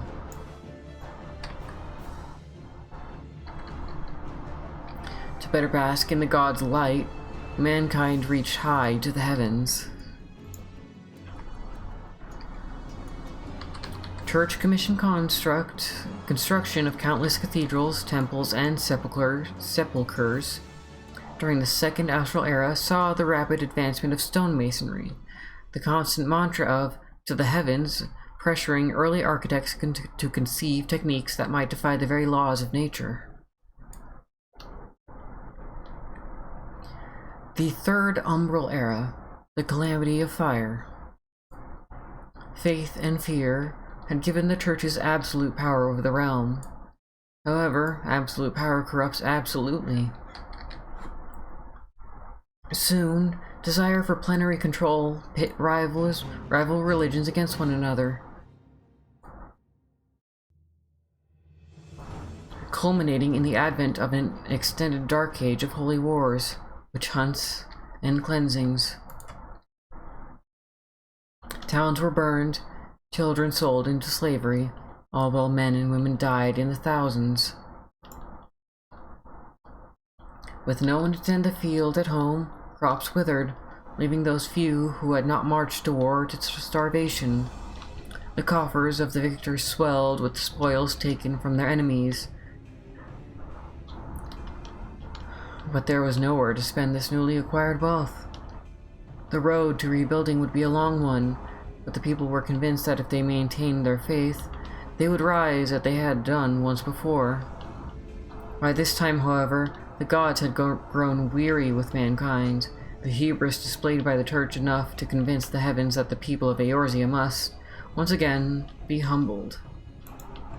In the following moons, the sun grew large, parching the earth and sapping the life from all creations, be it plant or animal. Verdant fields and lush forests were reduced to dusk-choked wastelands. The people who relied on them for their livelihood stricken with famine. The calamity of fire was upon them. Recent discoveries of the skeletons of large plant-eating fauna in the Grand Wake have some scholars convinced that Thanalin's modern-day deserts were once a lush grassland lost in the fires of the calamity that ended the Second Astral Era.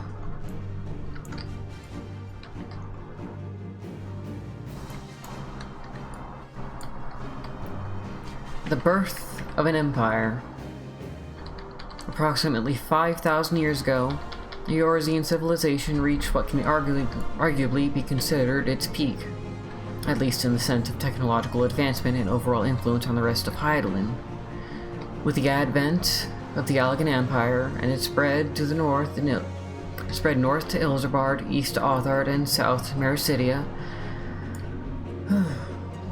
The following section examines the rise and fall of the realm's most prosperous age.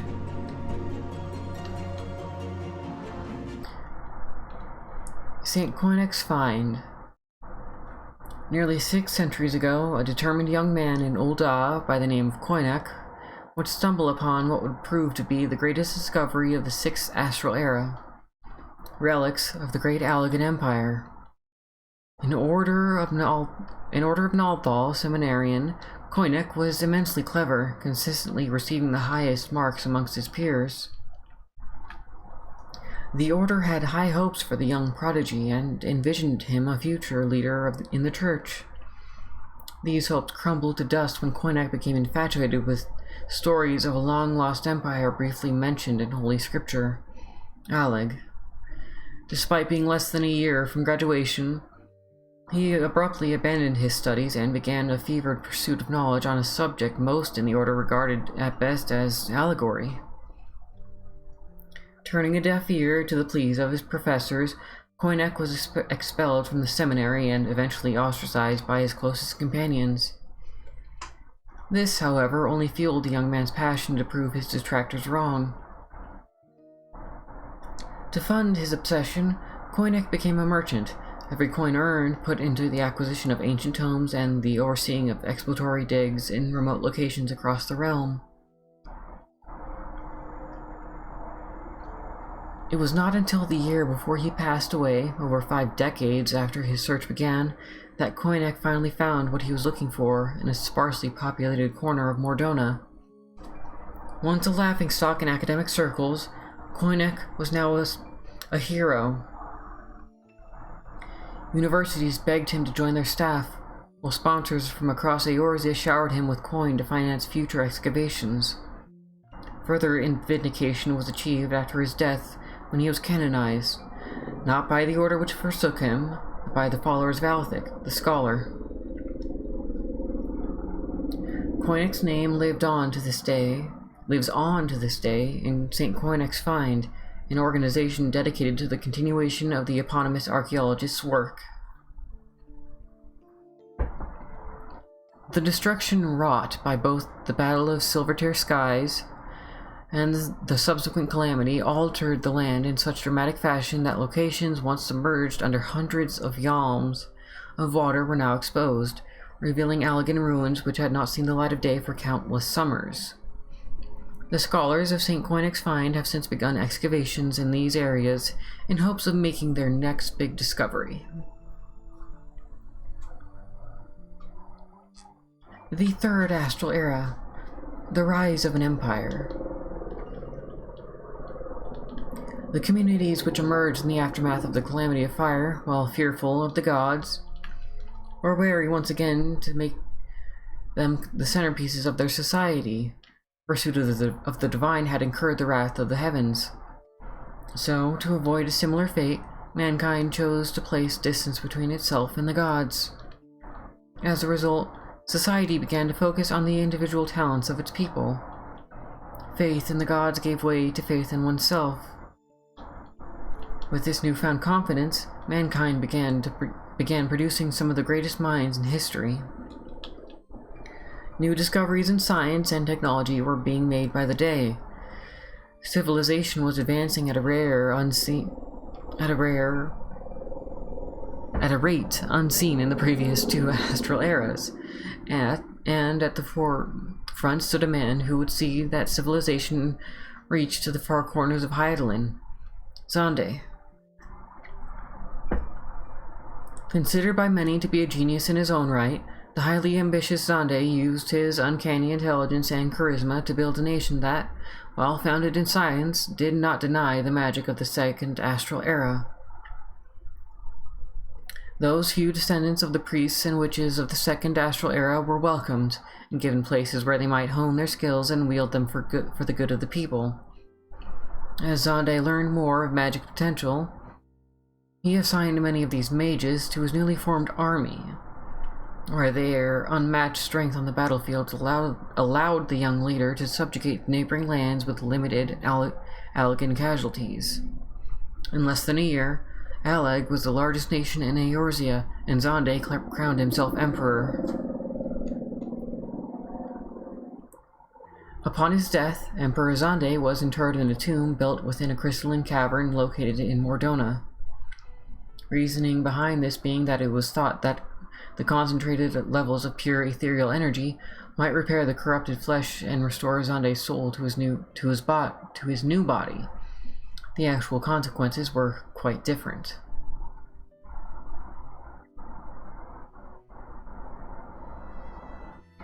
The origins of etherochemistry. It goes without saying that the Allagan Empire would never have survived, let alone expanded and thrived, had it not been for the might of Zonde's hand-picked mage cadres.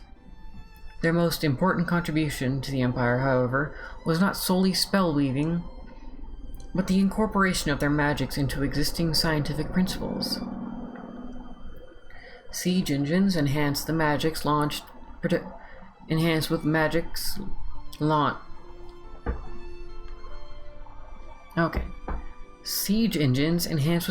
launched projectiles farther and with more precision. Ensorcelled treadwheel cranes lifted blocks 10 times their maximum load with a fraction of the manpower. Once the secrets of ether had been unlocked, they were applied not only to war, but to everyday societal needs, from construction to medicine, transportation to communication. The field came to be known as etherochemistry, and upon its back would the Allagans ride into a golden age of prosperity.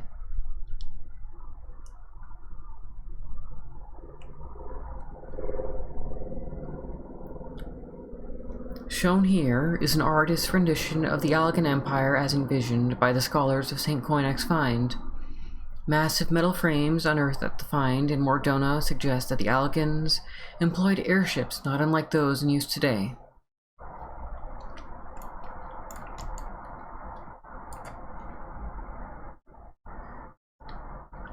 A Golden Age. Zonde knew he would not live forever, but he was not about to allow his life's work to come to naught upon his passing. So he carefully groomed his offspring to carry on his legacy. As a result, in the years subsequent to the first emperor's death, the direct descendants of Zonde fostered the growth of the empire by dispatching its armies to the far corners of Ilsabard and Authard. While there was resistance, the empire made short work of all who stood before it. And, in time, there was not a city in the 3 great continents where the imperial standard did not hang. With no more enemies to fight, peace prevailed and the people thrived. The focus of the Empire now shifted from expanding its borders to bettering the lives of those who lived within them. One such undertaking involved the construction of massive arrays of spires at Silvertear Falls, designed to gather the very rays of the sun and deliver that energy to the homes and manufactories of the Empire. With the completion of the Circus Tower, or the Crystal Tower as it would come to be called in the scriptures of later eras, the Allagans began their reliance on myriad machina to ease their daily burdens and allow them to concentrate on bettering their minds and their souls. For 3 centuries, not a war raged on the 3 great continents, and the bloodshed which had spawned the Empire became but a blemish on a forgotten age. The miracle of aetherology had given the Allagans everything they wanted and more. Yet a great man who believes he has everything will not strive to create anew. Lacking the drive that once made it great, society slowly fell into disarray.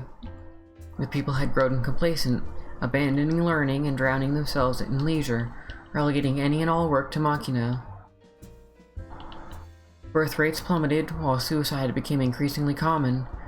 Leaders grew corrupt and complacent, leading to isolated uprisings in the worst of cases.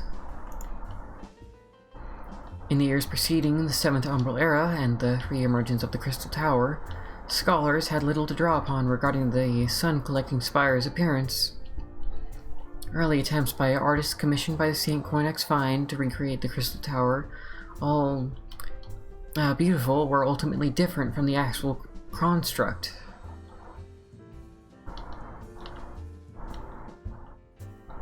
Amon's scheme.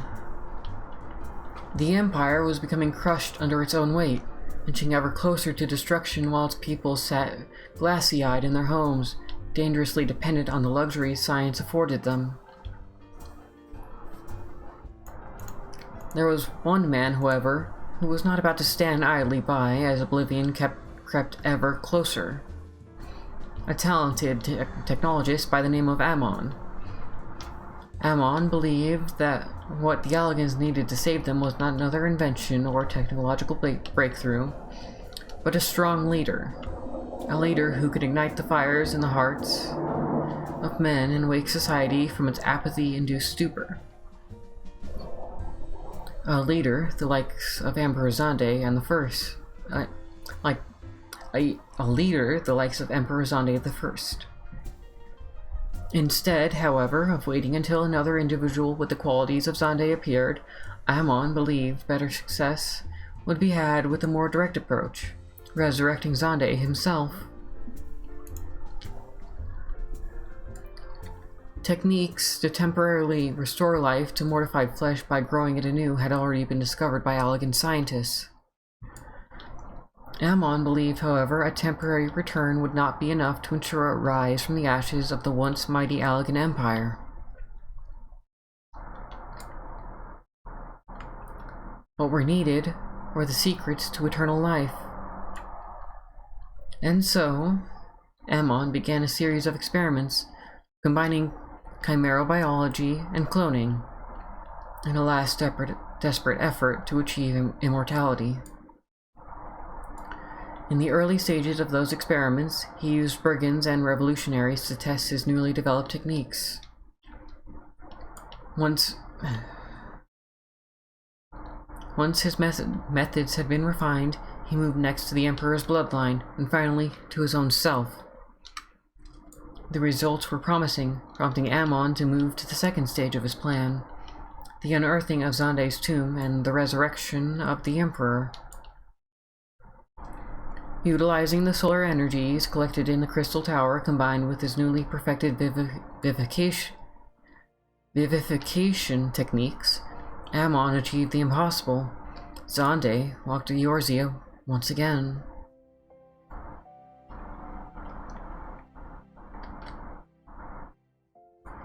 Amon, one of few great minds in a land that had seen the slow yet steady numbing of its people's intelligence. Amon long lamented the sorry state of Allag, concentrating his early scientific efforts on developing medicines to increase mental capacity.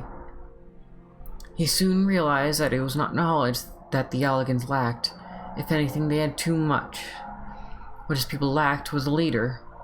With a renewed sense of focus, Ammon shifted his studies to the field of vivimancy, and soon was conducting experiments on his own flesh in order to attain his final goal, the resurrecting of Zonde I.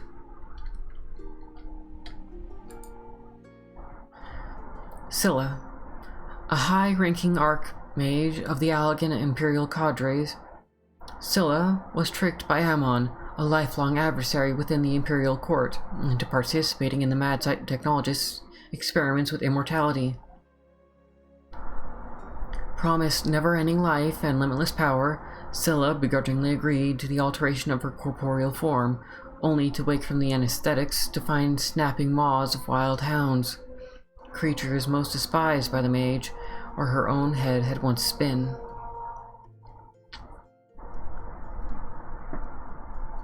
General Phlegethon, leader of one of many rebellions that erupted in the waning years of the Allagan Empire. Imperial annals paint Phlegethon as a murderous villain. Writings of the comic folk, however, reveal the general's status as a hero of the people. Adored though he was, the revolutionary leader was eventually captured by agents of the Empire, and his body forcibly altered through sorcery and science, his mind broken and conditioned to obey. Glacia Labilis, one of Ammon's few voluntary subjects. Glacia Labilis, commander of the Imperial Honor Guard, was fiercely loyal to the Empire, enjoying himself by personally tracking down and mercilessly crushing any and all seeds of rebellion. The experiments were successful in granting the commander immortality, ensuring eternal service under the great Emperor Zonde. However, side effects saw his already dark mind further fevered.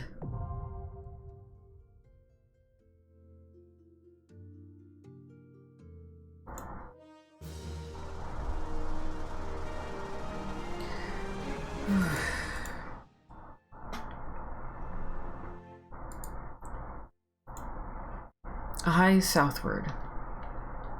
Ammon's genius and obsessive nature made dangerous bedfellows, leading to the death of countless subjects before ultimately bearing fruit. Not only was Zonde resurrected from his millennium-long slumber, but had achieved both immortality and an otherworldly vigor in the process. Over the next few days, the Emperor was briefed by Ammon of the myriad changes the realm had seen in the 1,000 years since his death. The advancement of civilization, the extent of the Empire's reach, and the state of her people. Once aware of what he had to work with, he moved quickly to right the ship, starting with the assassination of the current Emperor and any loyalists to the regime by Glacia Labilis-led Imperial Honor Guard. With the throne reclaimed and potential challengers to Zonde's authority conveniently disappeared, the new Emperor wasted little time restoring the heretofore impotent Imperial army to its former size and strength, and ordering it on its first mission, the full-force invasion and occupation of the southern continent, Mericidia. Just as Ammon had predicted, Zonde's return had revitalized the Empire, igniting a fire in the hearts of the complacent and providing them with purpose. The army's ranks swelled with new recruits. Many factories began hiring manual laborers to meet increased demand for weaponry, and scholarly circles were abuzz with new discoveries and inventions. The Allagan Empire would be great once again, and the road to greatness led south. The Mericidians, however, were not about to give up their homes without a fight. While the Empire's first wave of attacks were largely successful due to the fact they were unexpected, subsequent raids into Mericidia proved more difficult.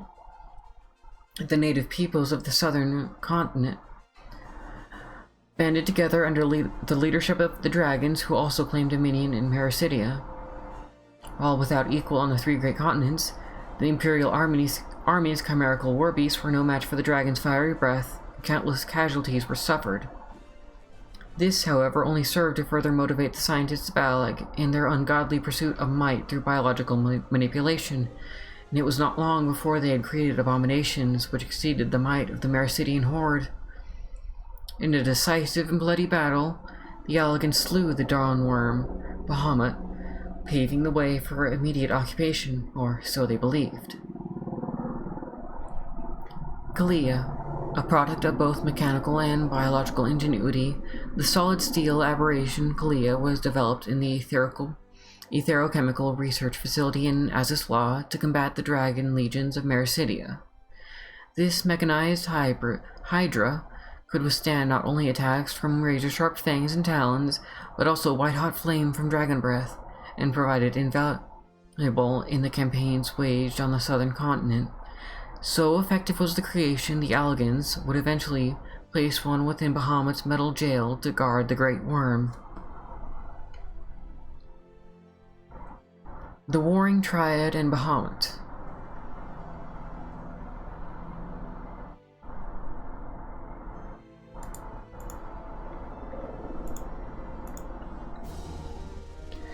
With the dragons all but defeated, the Mericidians turned to their gods for salvation, invoking terrible beings known as Icons in one final attempt to rid their land of the Allagans. While there was no record of any Icon, currently primal, summonings on Mericidia prior to the Imperial invasion, immediately following the fall of Bahamut, multiple tribes were simultaneously successful in calling their deities from the ether, suggesting that a third party may have been involved in the passing of the specific knowledge required to do so. Of these icons, 3, Sephiroth the Fiend, Sophia the Goddess, and Zervin the Demon, or the Warring Triad as they would come to be called, would prove the most problematic for the invaders from the north.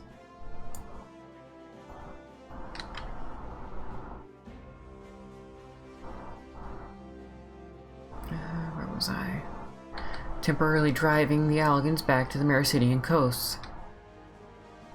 A furious Sande demanded a solution from his imperial cadre of mages, threatening to kill a man a day until they fulfilled his seemingly impossible request. How could one rid the world of a being that could simply be resummoned the moment it was slain? In their desperation, the mages turned to the very enemy they fought for inspiration, and before too many of their brethren had succumbed to the Emperor's wrath, they discovered a new branch of spellcasting which would ultimately become the roots of modern summoning, and utilized it to neutralize the power of the Warring Triad by imprisoning them instead of defeating them outright.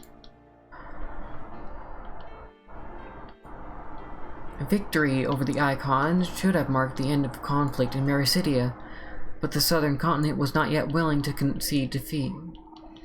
Devastated by her mate Bahamut's demise at the hand of the Allagans, the worm Tiamat endeavored to resurrect the Dawn Dragon in the same manner that the tribes of Mericidia summoned the Icons, as a deity. What rose from the ashes, however, was but a shade of the Duskworm's beloved Bahamut. Twisted with rage, the Great Worm unleashed its fury on the Allagans, erasing almost immediately any advantage the Empire had seized. Bahamut. One of the first brood, Bahamut lived for countless centuries as a ruler of the southern skies until being slain by the power-hungry Allagan Empire. When the Duskworm Tiamat learned of her beloved's untimely fate, she, with the aid of Mericidia's remaining dragon horde, chose to ignore the warnings of her kin and attempt a summoning of the spirit of Bahamut.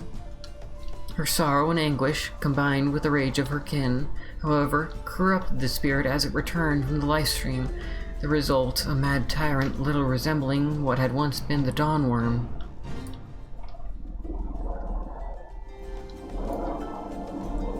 Victory in Mericidia.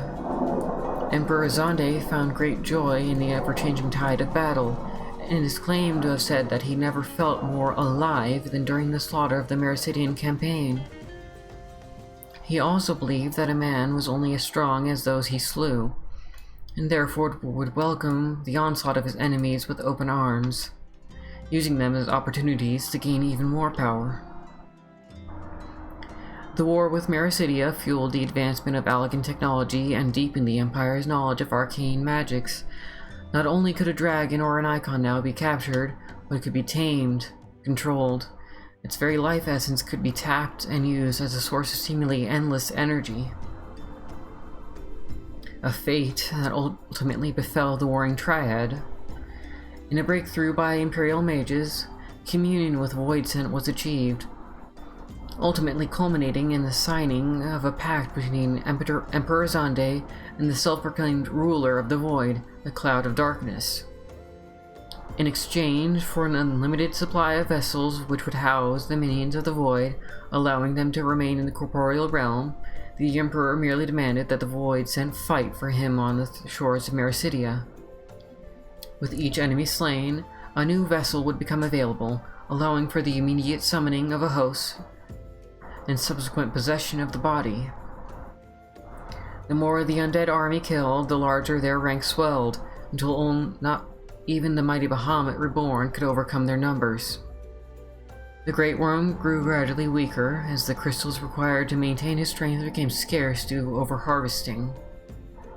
Unable to wield his former might, Bahamut was finally captured and fitted with neurolinks, effectively making him a tool of the Empire and putting an end to the Mericidian campaign. The Allagan Empire had claimed yet another prize. The Cloud of Darkness, one of the undisputed rulers of the Void and an entity of immeasurable strength. The Cloud of Darkness occupies the highest rung of the hierarchy of 12. This terrifying Voidsent entered into a dark covenant with Emperor Xande in a bid to invade the physical realm via heretofore sealed Void gates. That covenant applies not only to the Emperor himself, but all of his bloodline, ensuring that as long as an heir remains, control over the Voidsent Queen is absolute.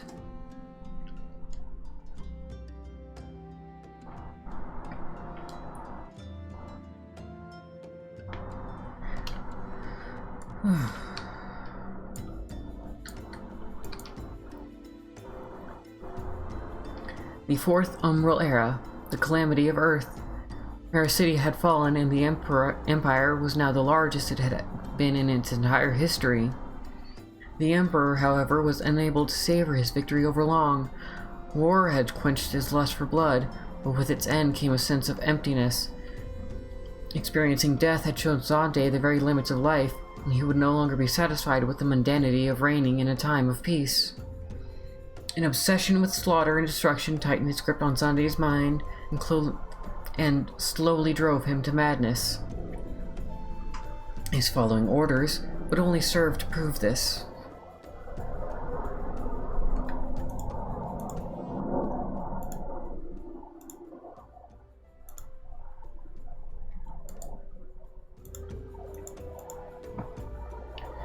The Emperor bid the encapsulation of the Neuralink Bahamut in a massive iron sphere. The sphere would be launched into the heavens and set into motion around the moon, where it would use the worm's affinity to fire-aspected ether to gather energy from the sun in a form more concentrated than the weak rays which would make their way to Heidelin's surface. With that energy, Xande would open a gate to the void the likes the world had never seen, and from beyond he would summon the very Cloud of Darkness herself, so that she might rain her destruction upon the corporeal realm, eventually driving the world to the edge of death that the Emperor longed to experience once again.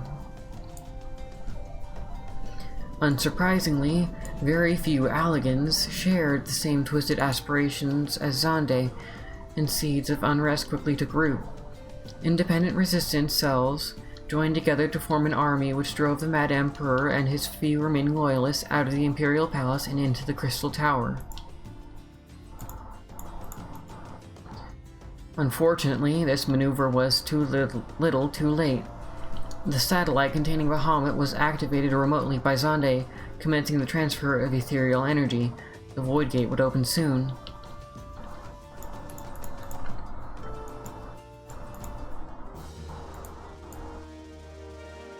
Yet it never did, for Zonde and his technologists had made a grave miscalculation. While the tower had been fortified to endure the increased energy flow, the land upon which it was built could not withstand the sheer force being applied to it. In a matter of moments, the ground began to crack until it finally crumbled away, swallowing the crystal tower and Zonde with it.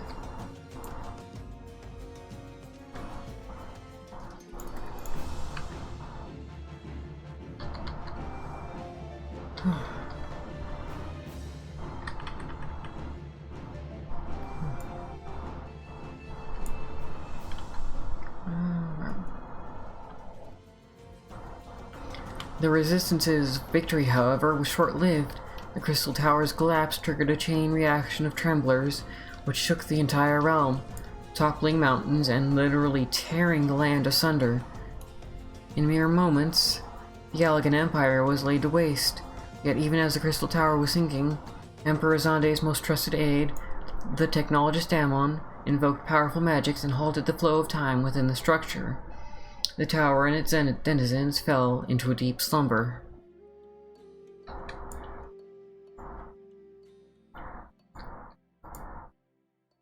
Many of the Allagan Empire's most dangerous experiments, including the creation of a chimerical bioweaponry and the core components used in Bahamut's satellite, were conducted under a veil of secrecy at the maximum security floating research complex known as Aziz Law.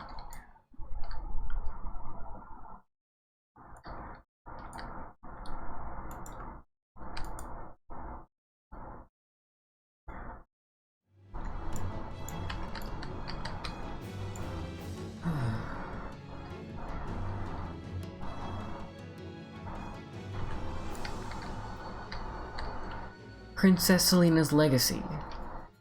The Crystal Tower buried, a civilization which had almost completely relied on the tower's energy to function was plunged into utter chaos.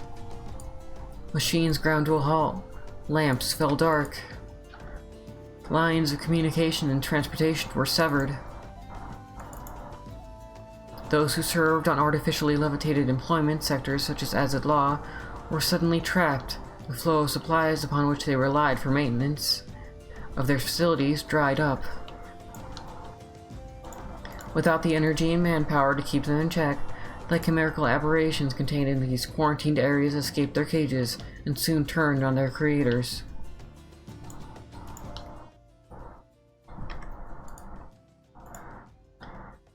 Realizing that control would not be easily regained, the floating islands were quickly abandoned by the remaining Allagans.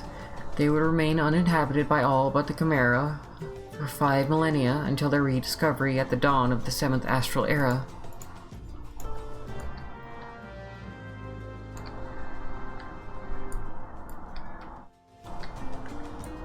Though the worldwide calamity had claimed the lives of the majority of the Empire's population, including those of the royal bloodline, there was one descendant from Zonde, the first who survived the quakes, the young Princess Selena. Sharp-witted for her age, the princess was quick to realize the true implications of the fall of the Circus Tower, and the fact that it had not been truly destroyed, only buried. While the spire served to trap the horrors within, it also served to preserve them. Lacking the means to destroy the tower, she instead chose to utilize the power that had been granted her via her ancestors' most unholy pact. For as long as the blood of Emperor Zonde's line remained intact, there would ever be a force which could keep the Cloud of Darkness under control. Utilizing the remnants of Allagan biotechnology, Princess Selena transferred her bloodline and the power it held to a trusted ally with the hopes that it would endure until it was once again required. Proof of this power became known as the Allagan Eye, and can still be seen today in many of those with ancestral ties to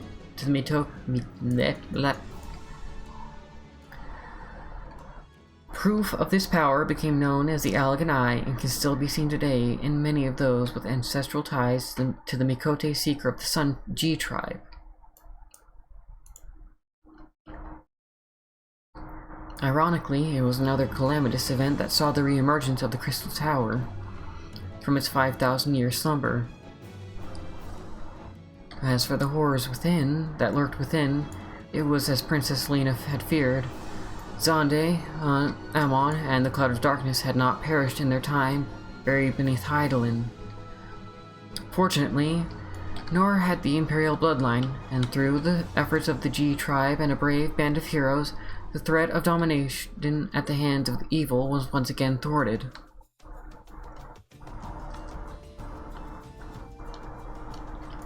Une and Doga.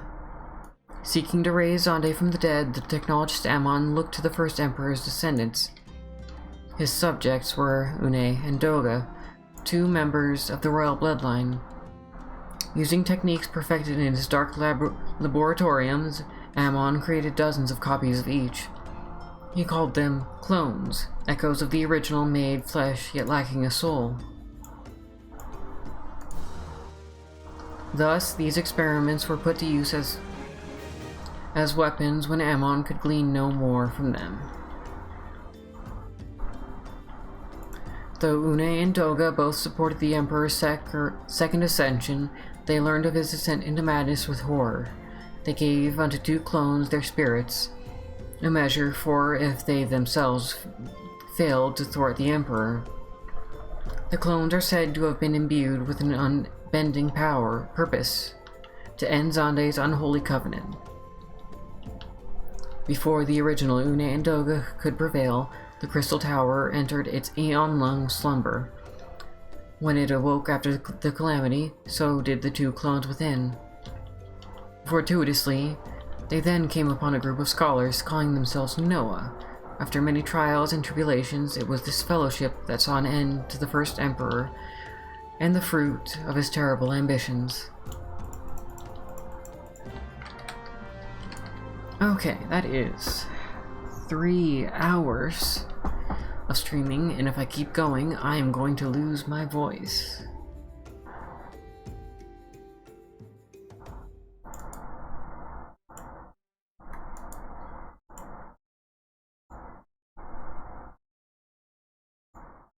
Thank you much for joining me, be it from the VOD or live.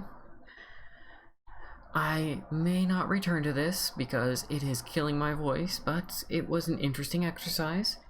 I might do a pre-recorded reading of the encyclopedia to make it a bit more enjoyable to listen to, a bit more coherent, without all my stumbling and lip smacking. But that is it for me. Join me tomorrow for a free day that I'm not sure I'll do.